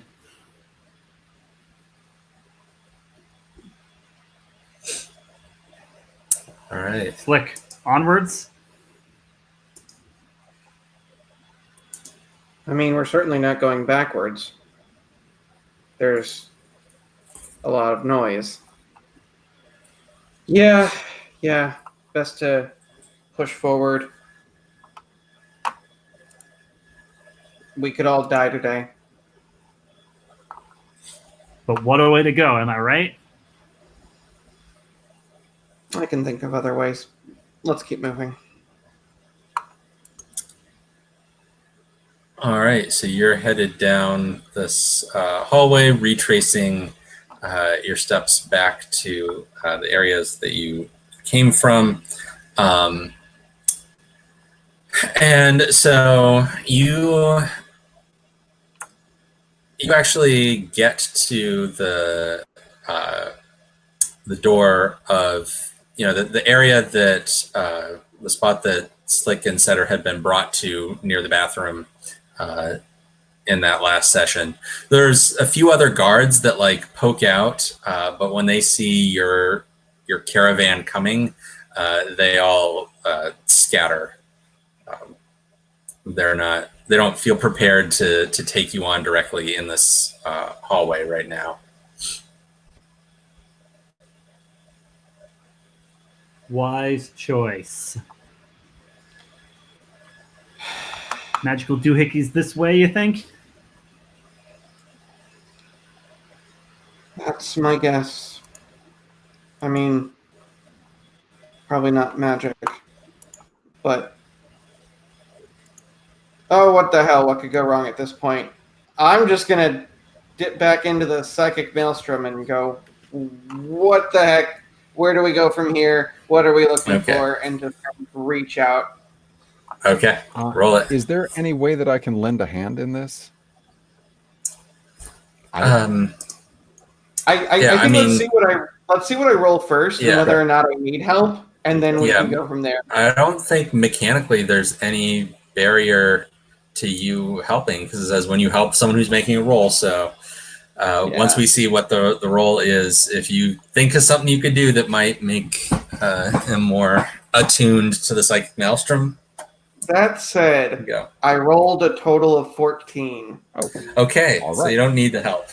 Yeah, for once, deep in this dark lab, I suddenly am good at going crazy. Yeah. So you open your mind to the psychic maelstrom, and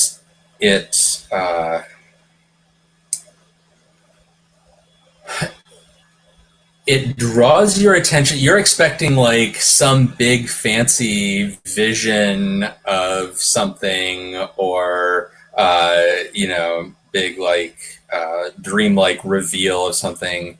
But what it actually does is it simply draws your attention to a magazine rack type thing along the side of the hallway that you hadn't paid attention to before. You were too worried about other things, ambushing people in the bathroom and everything else.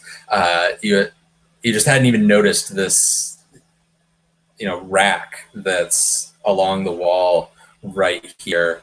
And it's got a bunch of like brochures and stuff in it. But the psychic maelstrom is essentially saying like, hey, dumbass, it's right next to you. Yeah, I think my eyes sort of rolled back into my head, and almost just as quickly they roll back to their original position. So it just kind of looks like one big eye roll, and I just kind of go, I don't believe it. Is it really that? And I just walk over to the magazine rack, not finishing any of my sentences. Yeah, so on the rack are these brochures, and the title of the brochure is "So You Want to Be a Dinosaur," and I assume you're going to read it. And so the gist of the brochure is it makes the argument that in order to live in harmony on this island, humans and dinosaurs need to become as one. And that if you would like to volunteer to be part of this new stage of evolution, you should come down to room 303 on the green level and ask to talk to Kayla. And if you look around, you'll notice that the room that you are next to, or actually, so it says come to room 303C. And so the room you're next to, the one across from the bathroom, is just plain 303. It's like the main 303 door. Oh boy. Slick, what are you doing? What are you doing? You blacked out and then you went to read a pamphlet. What happened? We need room 303C on the green level. That should be just down the hall. We have to go talk to Kayla.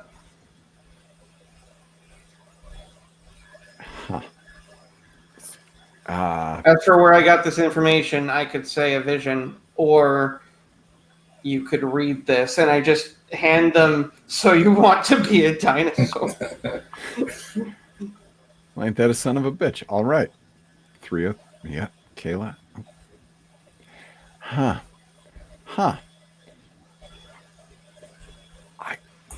I guess we need to go to room 303C. Are these people advertising becoming a dinosaur? Yeah, I mean, you know, it was probably either before all of this went batshit or dino shit, or they were, you know, going to turn half the population into dino people and then advertise, look how great this is. I mean, you know, dino soldiers, you mentioned. Maybe that was like dino conscription or something. Man, Point I is- thought we were the craziest fuckers on this godforsaken rock. and yeah, Slick actually laughs. It's fucking creepy.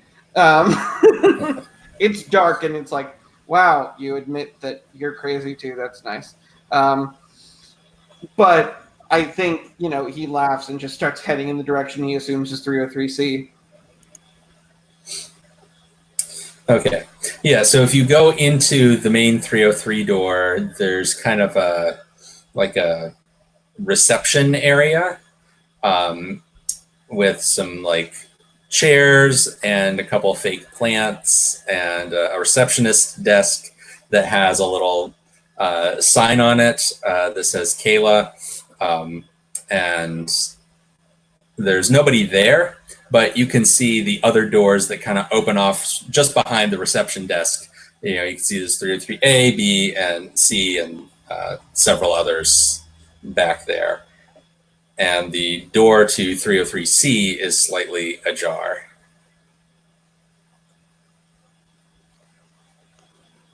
I think, you know, I immediately just abruptly stop laughing and just kind of, without like turning around, I just kind of like, I think I just kind of move my head to the side and put a finger to it, like, you should be quiet. And just kind of like point at the door ajar and just like, we're probably not alone. So I make a series of confusing gestures that are meant to convey the question, how many of us do you want to go with you? But it's possible that it's hard for Slick to parse this because I'm like making like big, like, you know, trying to indicate the whole, you know, set of raptor riders and whatnot that we have here. Yeah. And I think Slick had originally turned his head back to kind of focus, and then just kind of like turns and go, like actually full body turns and just kind of rubs his temples a bit and just kind of goes, just be quiet. We may not be alone. You're their leader.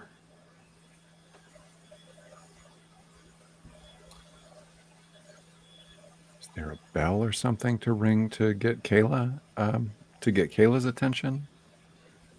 The door is ajar. There I is feel a like little, one of those little like metal dome bells that you tap the button on there on Kayla's desk. If you touch that, I'm not going to finish my sentence.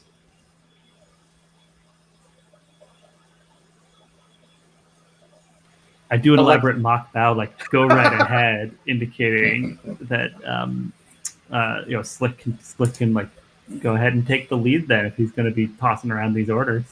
Oh my gosh. I was not meant to be in charge of people, but okay, sure. And I think that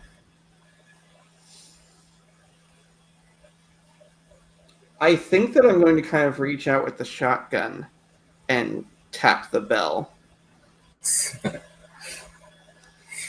Okay.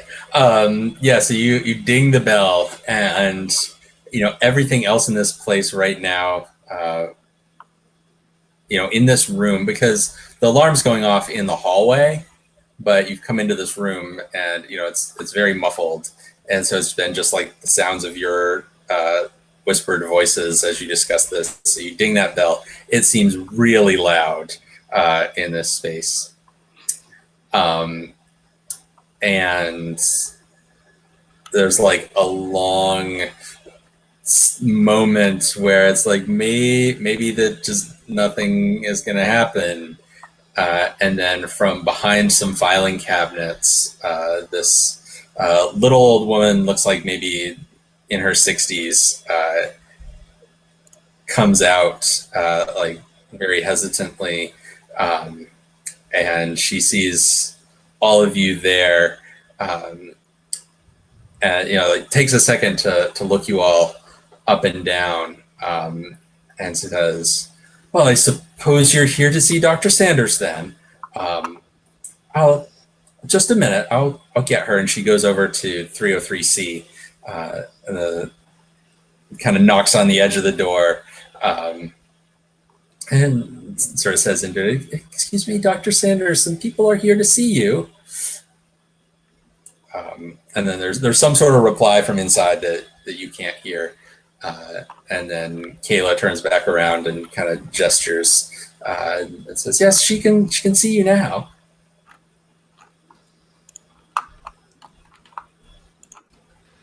And I think I'm just going to kind of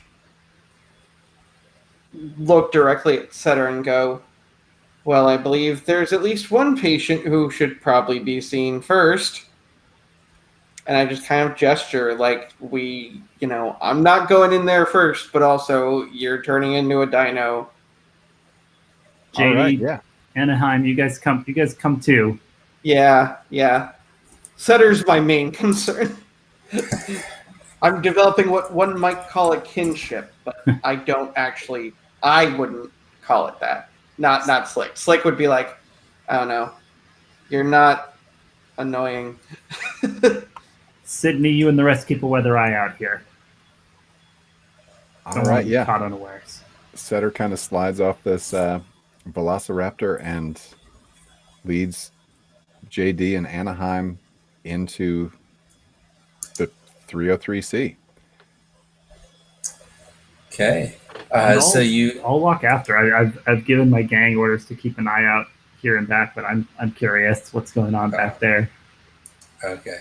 So you all walk into this room. It is an elaborate kind of science/medical lab with all kinds of equipment there. So are all three of you going in then, along with Anaheim and JD? Did I get that right? I think so. For sure. Yeah. So you're going in, and Slick and Setter, you recognize Dr. Sanders as the woman that talked to you when you were apprehended on your first attempt to enter this place. And she is sitting at a computer terminal and typing some things into it.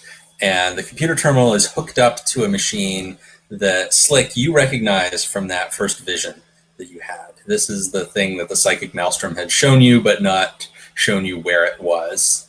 Oh, and my brain it's got it's all coming together. lights flashing on it as various computer processes happen inside of it, and it's making this kind of low mechanical hum that sort of comes and goes as she types different commands in.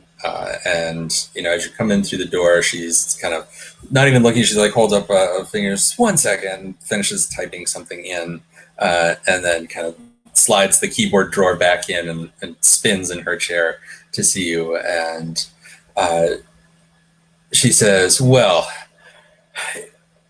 you have certainly been making an awful lot of trouble here, but I also think that you will be really great assets to our community once the process is finally complete here. You two look like you're coming along splendidly," and she points to JD and to Anaheim. And at this point, Anaheim's feathers are kind of becoming more obvious. They're like sticking out from under his shirt, despite his best attempts to like pull it down and tuck it in. And she looks around the rest of you, and she catches sight, Setter, of your hand with the scales on it, and she has kind of a delighted expression. She's like, "Oh, looks like you got the Brachiosaurus. That's going to be excellent." But the other two of you, I don't think that. I think you'll get to make your own choice here. We've got quite a selection of options. I've just been putting the finishing touches on a Parasaurolophus formulation, and I think that'll look really good on your head there if you were to choose that one. And she kind of gestures like the crest of the dinosaur, and she kind of slides herself over to a rack near the machine that has a whole bunch of like little medicine bottles on it, the kind that hold like liquid stuff. And she gets out a syringe and like peels the sanitary wrapper off of it, and like looks like she's starting to get ready to use that. I'm taken aback. I look to Setter to take the lead here. What are we doing? Doctor, we are interested in reversing the procedure, if that is a service you offer. She looks like stunned by the very concept. She's like, reversing the I mean, if you don't have the technology. Well, I mean, we could, if you're not happy with the if you're not smart enough to do we it. do have other options that we could try to switch you over to. If you'd rather try, we have a T-Rex option. That one's been very popular. Ooh, that's tempting. If your lab isn't sufficient and your scientific skills aren't sufficient to handle this kind of request, I guess we can try and seek service elsewhere. Okay. So it sounds like you might be trying to seduce or manipulate her. Sure. Trying to talk her into doing something for you. Yeah, let's try that. Okay. Seduce or manipulate. That's I bet that's roll plus hot. And I need to say what we want, which is to reverse the procedure. Yep. All right. It sounds like the reason you're giving is to kind of prove that they're scientifically sufficient, right? Prove they've got the electrical chops to turn dino hybrids back into humans. Yeah. That's not great, guys. That is a solid 4. Solid 4. Okay. Even with the help, that's not gonna. No, that's not going turn it anywhere. around. Yeah, I mean, you could both help and stack those possibly if you want to try. Can we do that? I don't see anything that would forbid it, and I feel like in terms of the story, it certainly makes a lot of sense for both of you to jump in and add to the the argument being made here. So since this is such a climactic thing, I'm willing to let you both try to help, and if you can, I think it makes sense too, because I've seen collectively get. Said you got a 4, so if you can collectively get at least 3, then that bumps up to the partial hit. So we just have to kind of succeed and totally succeed. Right, you need at least one full hit. Okay. So before you each roll, tell me what you're saying, what you're adding to this argument that's being made. You first, Slick. I'm the one least adept at arguing with scientists. Oh yeah, and I'm the most adept. Yeah. The only reason I'm going to do okay with this is because I'm rolling help and not hot. But I think I catch on pretty quickly to what Setter's actually trying to do. and I just go and like I've kind of had the shotgun just kind of like across like this, and and I just kind of like put it, and I'm like, you know what? They're right, and it actually it'd make a lot of sense. You know, we could just kind of like head back the way we came, take out the rest of the dino soldiers, barricade this place from the outside. It would honestly just, you know, no one would ever hear from this place again. And that, you know, that's really unfortunate. And just kind of like there's this dead look in Slick's eyes as he says, like, really unfortunate. Okay, so go ahead and roll and see how you do. Yeah. Okay, please, please, please. That's a +2. Oh, thank God. Okay, that is 3, 4, 7. Okay, so that's a 9. It's a 9. Okay, so partial success. that's +1. So Okay. All right, time for me to roll as well. So first, I like see what we're doing here, catch on to the strep, and I'm like, yeah, if these people can't help us, I'll just have my boys out there rig up some explosives. We'll we'll head on out and bring the whole place down behind us because we don't want people just turning folks into dinos willy nilly if they can't turn them back. That's just irresponsible to leave lying around. So now I will roll plus my history with Setter to see if I am helpful here. okay. I have only a +1 on this. All right. It's a 9. So It's a all 9. all told, we bring you up to a 6, Setter. Oh, so close.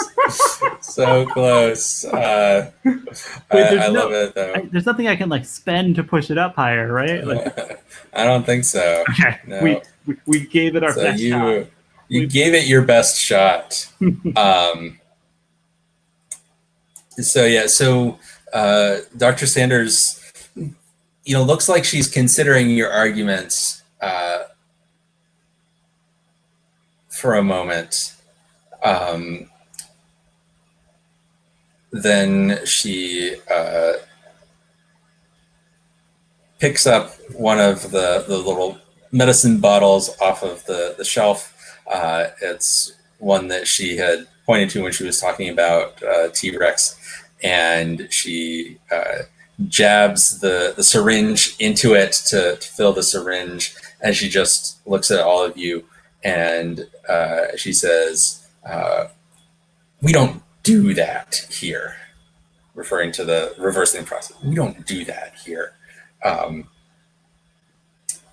And as she says that, the door to 303C slams shut, kind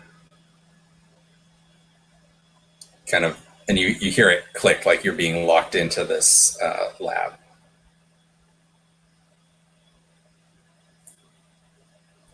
Oh boy. Okay.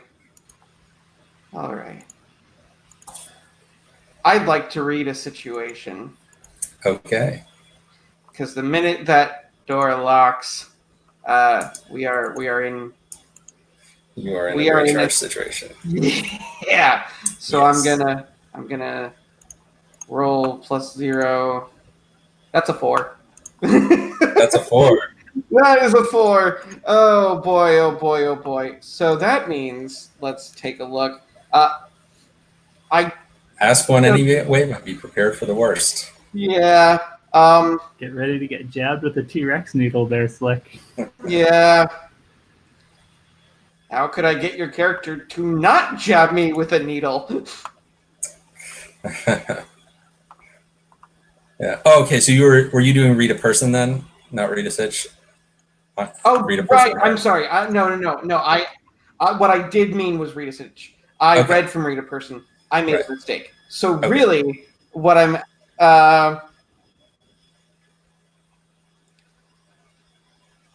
yeah. I mean, you could do it like it's the same role, and they both apply. So yeah, the sitch for me. Okay.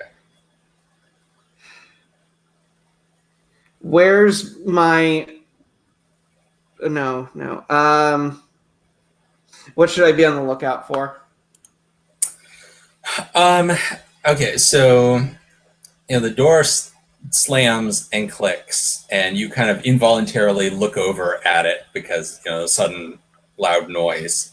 And there's a decent sized window in this door, and it's one of the ones with the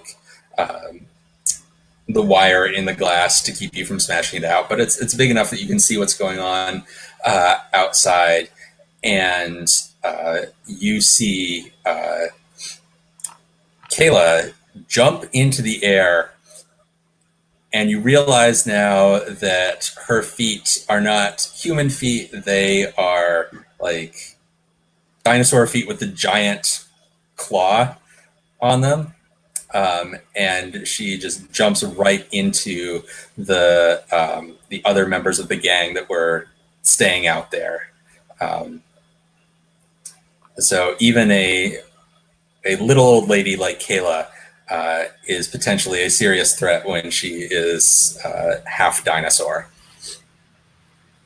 Yeah. And there's now a lot of commotion out there as the other gang members and the dinosaurs out there begin to fight with Kayla.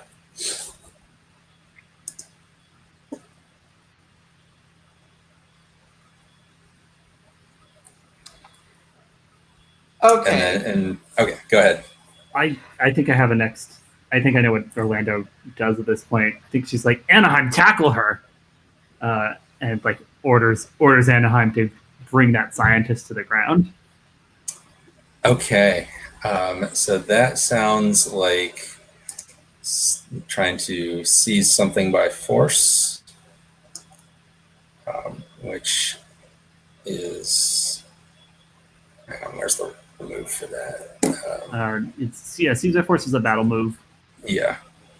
So that sounds like what you're trying to get Anaheim to do on your behalf. Yeah. And so I can roll have that. You just roll it, and the result will apply to Anaheim. This is why you have gang members. Yeah. 8. My heart is 2. So 10 all told. I want to choose that we take definite and undeniable control of it, and we impress, dismay, or frighten the enemy. We really want to keep the scientists from being a problem for us, right? So what exactly are you trying to seize then? The scientist herself, if that's possible. Okay. Like just telling him like tackle her, bring her to the ground. Right. We don't want her like up on her feet. That works. I just wanted to make sure of okay, so you're going to take definite and undeniable control of her, impress, dismay, or frighten her, and do you want to inflict harm or suffer little harm? I get to pick 3. Well, it's Anaheim, not me, so I don't need to suffer little harm. I pick. Okay. I guess I'll pick we inflict the terrible harm. Okay. So Anaheim pounces on her, drags her to the ground. He wrenches she had the syringe that she was filling with T-Rex serum, and he kind of wrenches that out of her hand, and you can see that he basically broke her hand. Like her fingers are at some unnatural angles after he yanked that away from her, and she's a little bruised from getting thumped by him, but he's now got her in like a headlock so that she can't go anywhere, and he kind of flings the serum across the floor so that it's out of her reach, and she's kind of getting her breath back because she was not expecting Anaheim to move quite that fast. And good work, Anaheim.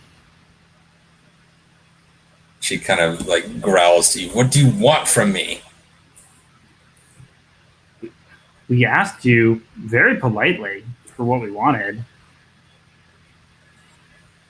So if you can't help us, I guess we'll have to just do it ourselves. Walk over to the rack of things. I mean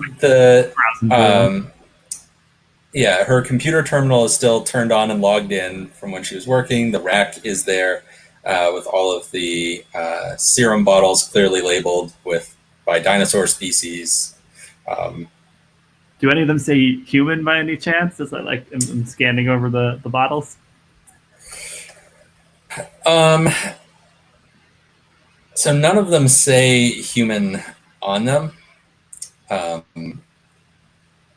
but I will allow that if you want to figure out off-label uses for any of these, the Psychic Maelstrom may be able to offer some insights, particularly to someone with a background in medicine. Yeah, I turned to Setter. I'm like, I can't make heads or tails of these, but I know this. I bet what we need is locked up somewhere in them. Can you take a look?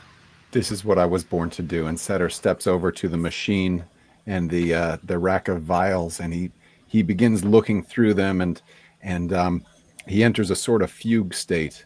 The sounds around him permeate his hearing, and a sort of synesthetic. He has a sort of synesthesia.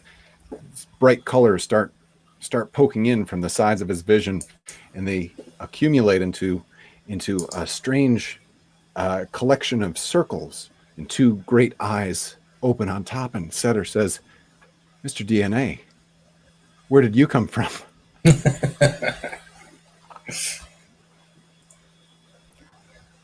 and Mr. DNA, of course, says, "From your blood." And Mr. DNA leads the way. I should probably roll. Yeah, you should roll. DNA might not be friendly. Okay, sweet. And I am accessing the Psychic Maelstrom with my Sharp. So we will see. That is an 8 on the dice, and I have a 3 Sharp, so that is a 11? Yeah. Deoxyribonucleic. What the fuck? Uh-huh. Okay. Yeah. So Mr. DNA,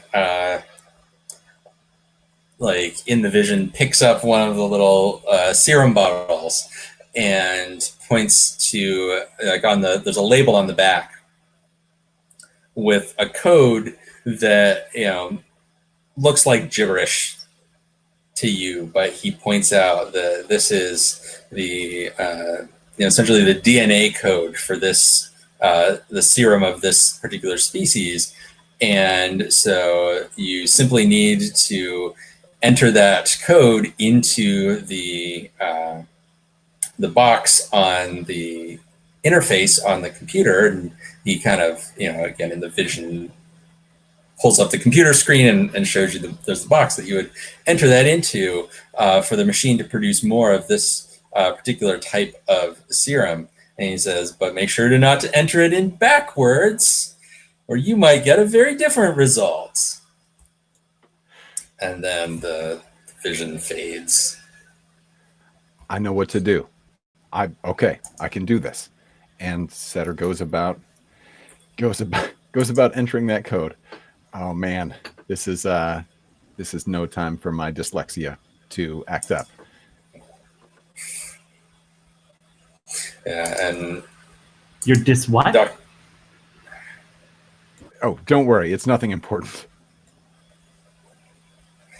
And Dr. Sanders sees what you're typing in, and she says, "If you wanted a particular species, I could have done that for you." And then she it sounds like she's listening to the sound of your keystrokes, and it dawns on her what you must be doing. And she starts to say, no, and Adelaide puts a hand over her mouth so that she doesn't stop you.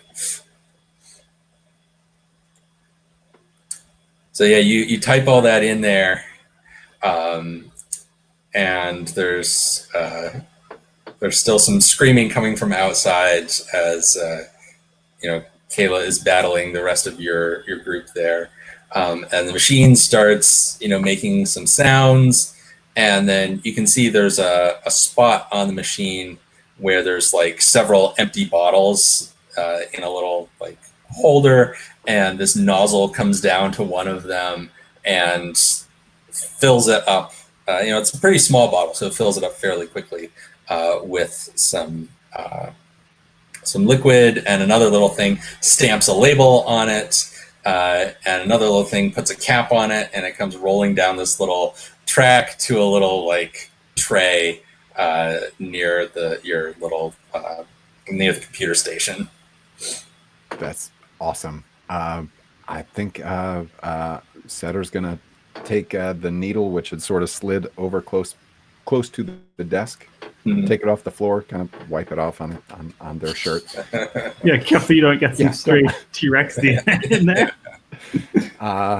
And pierce the vial, take a dose, and look at JD and say, "I'll go first," and just shoot it into the fatty part of their thigh. Okay. Yeah, so you do that, and there's kind of a tingling that goes through your whole body when you inject that, and the part of your hand that had the scales on it starts to feel really itchy, and you scratch at it, and the scales start flaking off. So you've successfully undinosaur'd yourself. It becomes clear. All right, I'll hurry JD over. Get that kid some serum. Oh, and I'll say, listen, this is your choice. I can take the dinosaur part of you away, but I don't have to.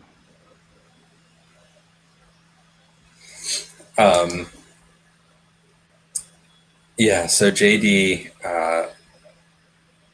kind of looks around at all of you, and he thinks about it for a minute, and Dr. Sanders now looks up at him and says, if you want to stay here, you could be my research assistant. And JD says, I kind of like being a dinosaur, if that's okay. That's fine with me. All right. Everybody gets a choice. Everybody gets to make this choice. Anaheim, you want a molt? Anaheim kind of like pushes Dr. Sanders into a chair that's sitting there, and stands up and kind of dusts himself off. And he looks down at his feathers and he says, this vest doesn't fit right over feathers. And he comes over and like pulls up his sleeve to get an injection. You and your freaking vest. Setter, get him settled. Sounds like there's some boys out there that could sorely use some leadership.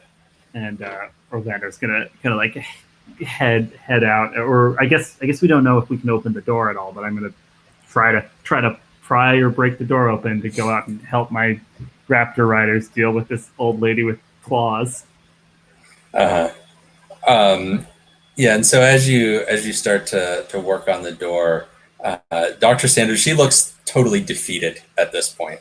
Like, after Anaheim pushed her into the chair, she didn't even try to get up. She fishes around in the pocket of her lab coat, and she kind of flings a thing of keys at you. So, it's like, she says, like, you've broken so much other stuff, at least don't break my door. See, was that so hard to do things the easy way for once? Yeah, and I turned the key, in the lock, opened the door, kind of like nonchalantly swinging my machete as I'm heading out there to mix it up. Yeah. Well, so there is a battle raging, because it's at this point not just Kayla, but several more guards have showed up.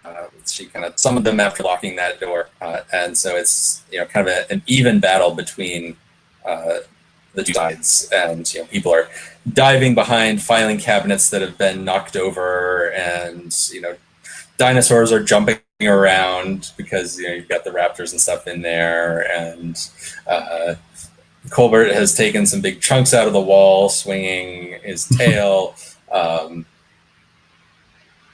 So it's a pretty wild melee going on outside the lab. Yeah, so I filled up my experience track again. Rolling hard so often and whatnot. Yeah. So the advancement I want to take is a chopper advance, where you get to add something to your crew as far as their makeup, and I want to add that my gang is now disciplined. Okay. So they're no longer savage. I have like finally like kind of gotten through their thick skulls that I'm in charge. That's for the best, and if they listen to me, we'll get through things together. So I'm gonna raise the machete as I walk out, and I'm like, Raptor Riders, let's show them what we're made of. All right. So let's see. So we're in the battle here.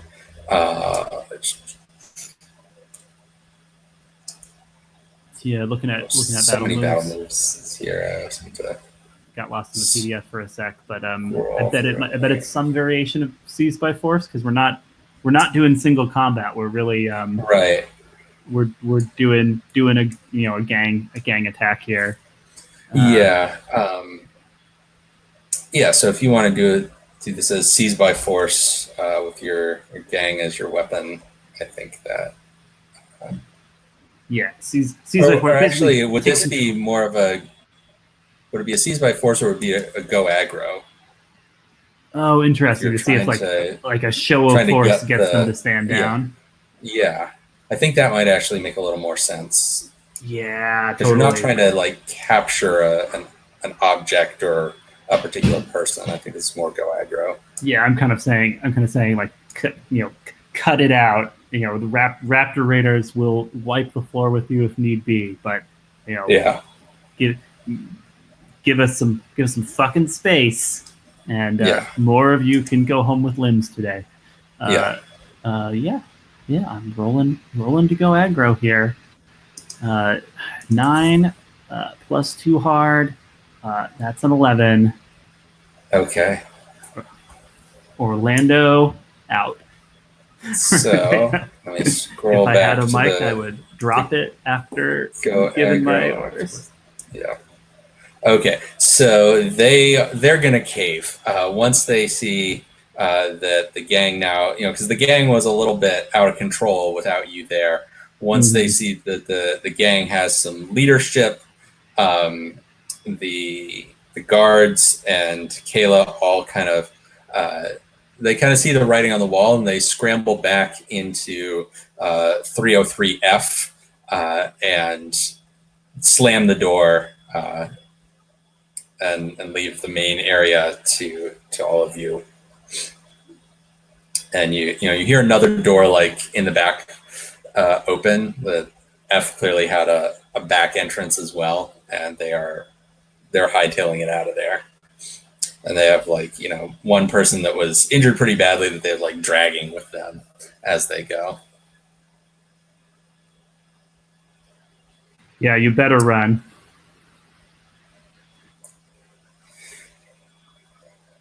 All right, so we've got 2 of our dinosaurs undinosaur'd. One has chosen to remain. There is a big mess here to clean up. You also have a source of antidote to the dinosaurification that has been going around. So that, I think, brings us kind of to the close of the main action of this arc, unless there was something else anyone was planning to do here. Once there's enough serum made, I am blowing that machine to hell. Okay. We don't Yeah, need so- more dinosaurs. Yeah, so why don't we just then go around and have each of you give me a little kind of epilogue of what you do in the days or weeks following this. So it sounds like Slick is going to destroy the machine, come back and take it out. So you Yeah. just just narrate a little description of how that goes. Yeah, so I think, once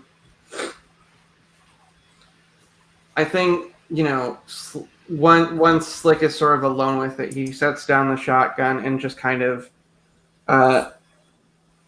presses both hands on the machine and just kind of focuses as hard as he can. But it doesn't actually look like he's trying to destroy it, actually. Because I think at first he just kind of tries to feel out for something. And I think he just kind of... because this is the end and sort of narratively speaking, it's just whatever. I think he seems to search for something with his hands on it, finds whatever he's looking for, and smiles, and then leaves behind the painwave projector in the room and just gets out of there, pocketing whatever it is that he's found, and telling no one. But the device is now, if not completely exploded, incomplete. Okay. And Orlando, what do you do? Yeah, I think Following days.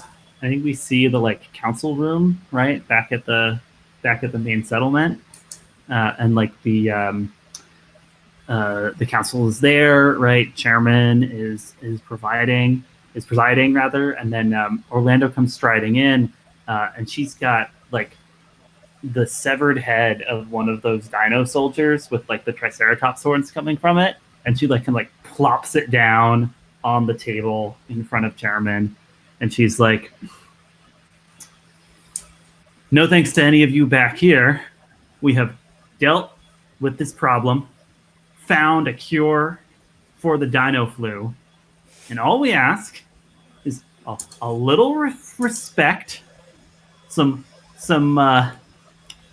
just some elbow room, so we can go Diplodocus hunting with our whole raptor pack. Is that too much to ask?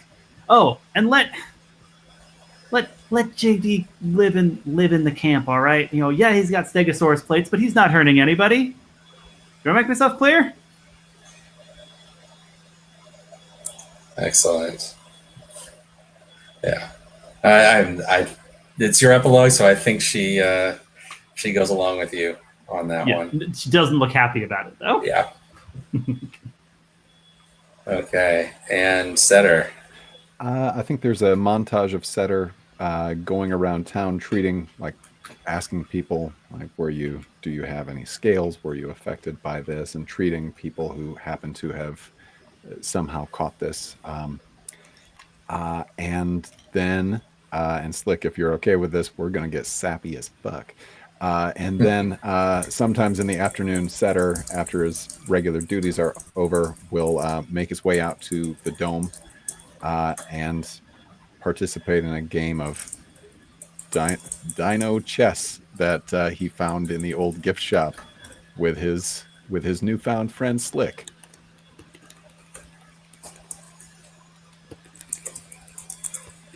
Yeah.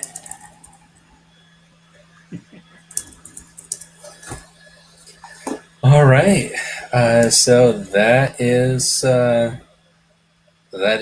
Jurassic Apocalypse. Thank you all so much for playing. That was great. I really enjoyed that. I had no idea where some of that was going to go, and then we went there. Thank you so much for running. This has been so fantastic. No problem. So why don't we go around, do one last round of stars at least. I don't know that wishes apply as much since we're not going to have another session, but at least do some stars from everyone. And then we'll wrap things up. So just going in the order of the character keeper. Alexi, what's your star for the night? Oh man, this was so great. Star for characters finally meeting. Star for just the like amazing twist of us one of our own getting infected with the dinosaur transformation, and then having to smash into the science place to figure this out. But really the star has to be for the open your brain vision of Mr. DNA. I realized I really gotta give that a huge kudos for perfect application of the Apocalypse World move to the Jurassic Park type setting. Awesome. Okay, and Peter, your star for the day. Yeah. Oh boy. I mean, I could go all over the place, but I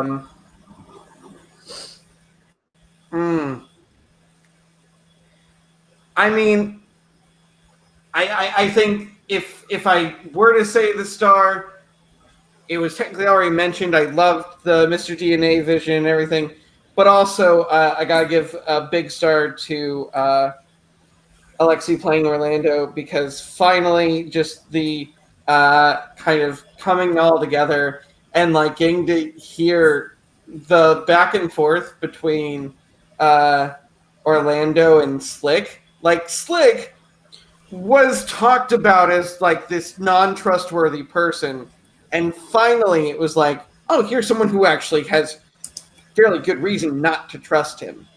And like just the clash and sort of like the back and forth was so wonderful, and I only wish that we'd come together sooner to get more of that. I enjoyed it a lot too this session. Okay. I got a big star for Alexi. When you said I've chosen the move, my other car is a tank, I could not contain myself with the incredible joy and surprise I felt. Best application of that move I could have ever imagined. That's lovely. Thank you so much. Yeah, and I was so pleased. Big stars to both of you guys. Like, my energy was feeling a little down tonight, and I feel like you guys really carried it, and reminded me like, oh right, no, we're playing a game, and also it's genre. It's not like drama and hard feelings and stuff. Thank you guys. That was fantastic. Yeah, so I just stars to all of you for playing your characters with gusto, for getting lots of good dinosaur stuff in.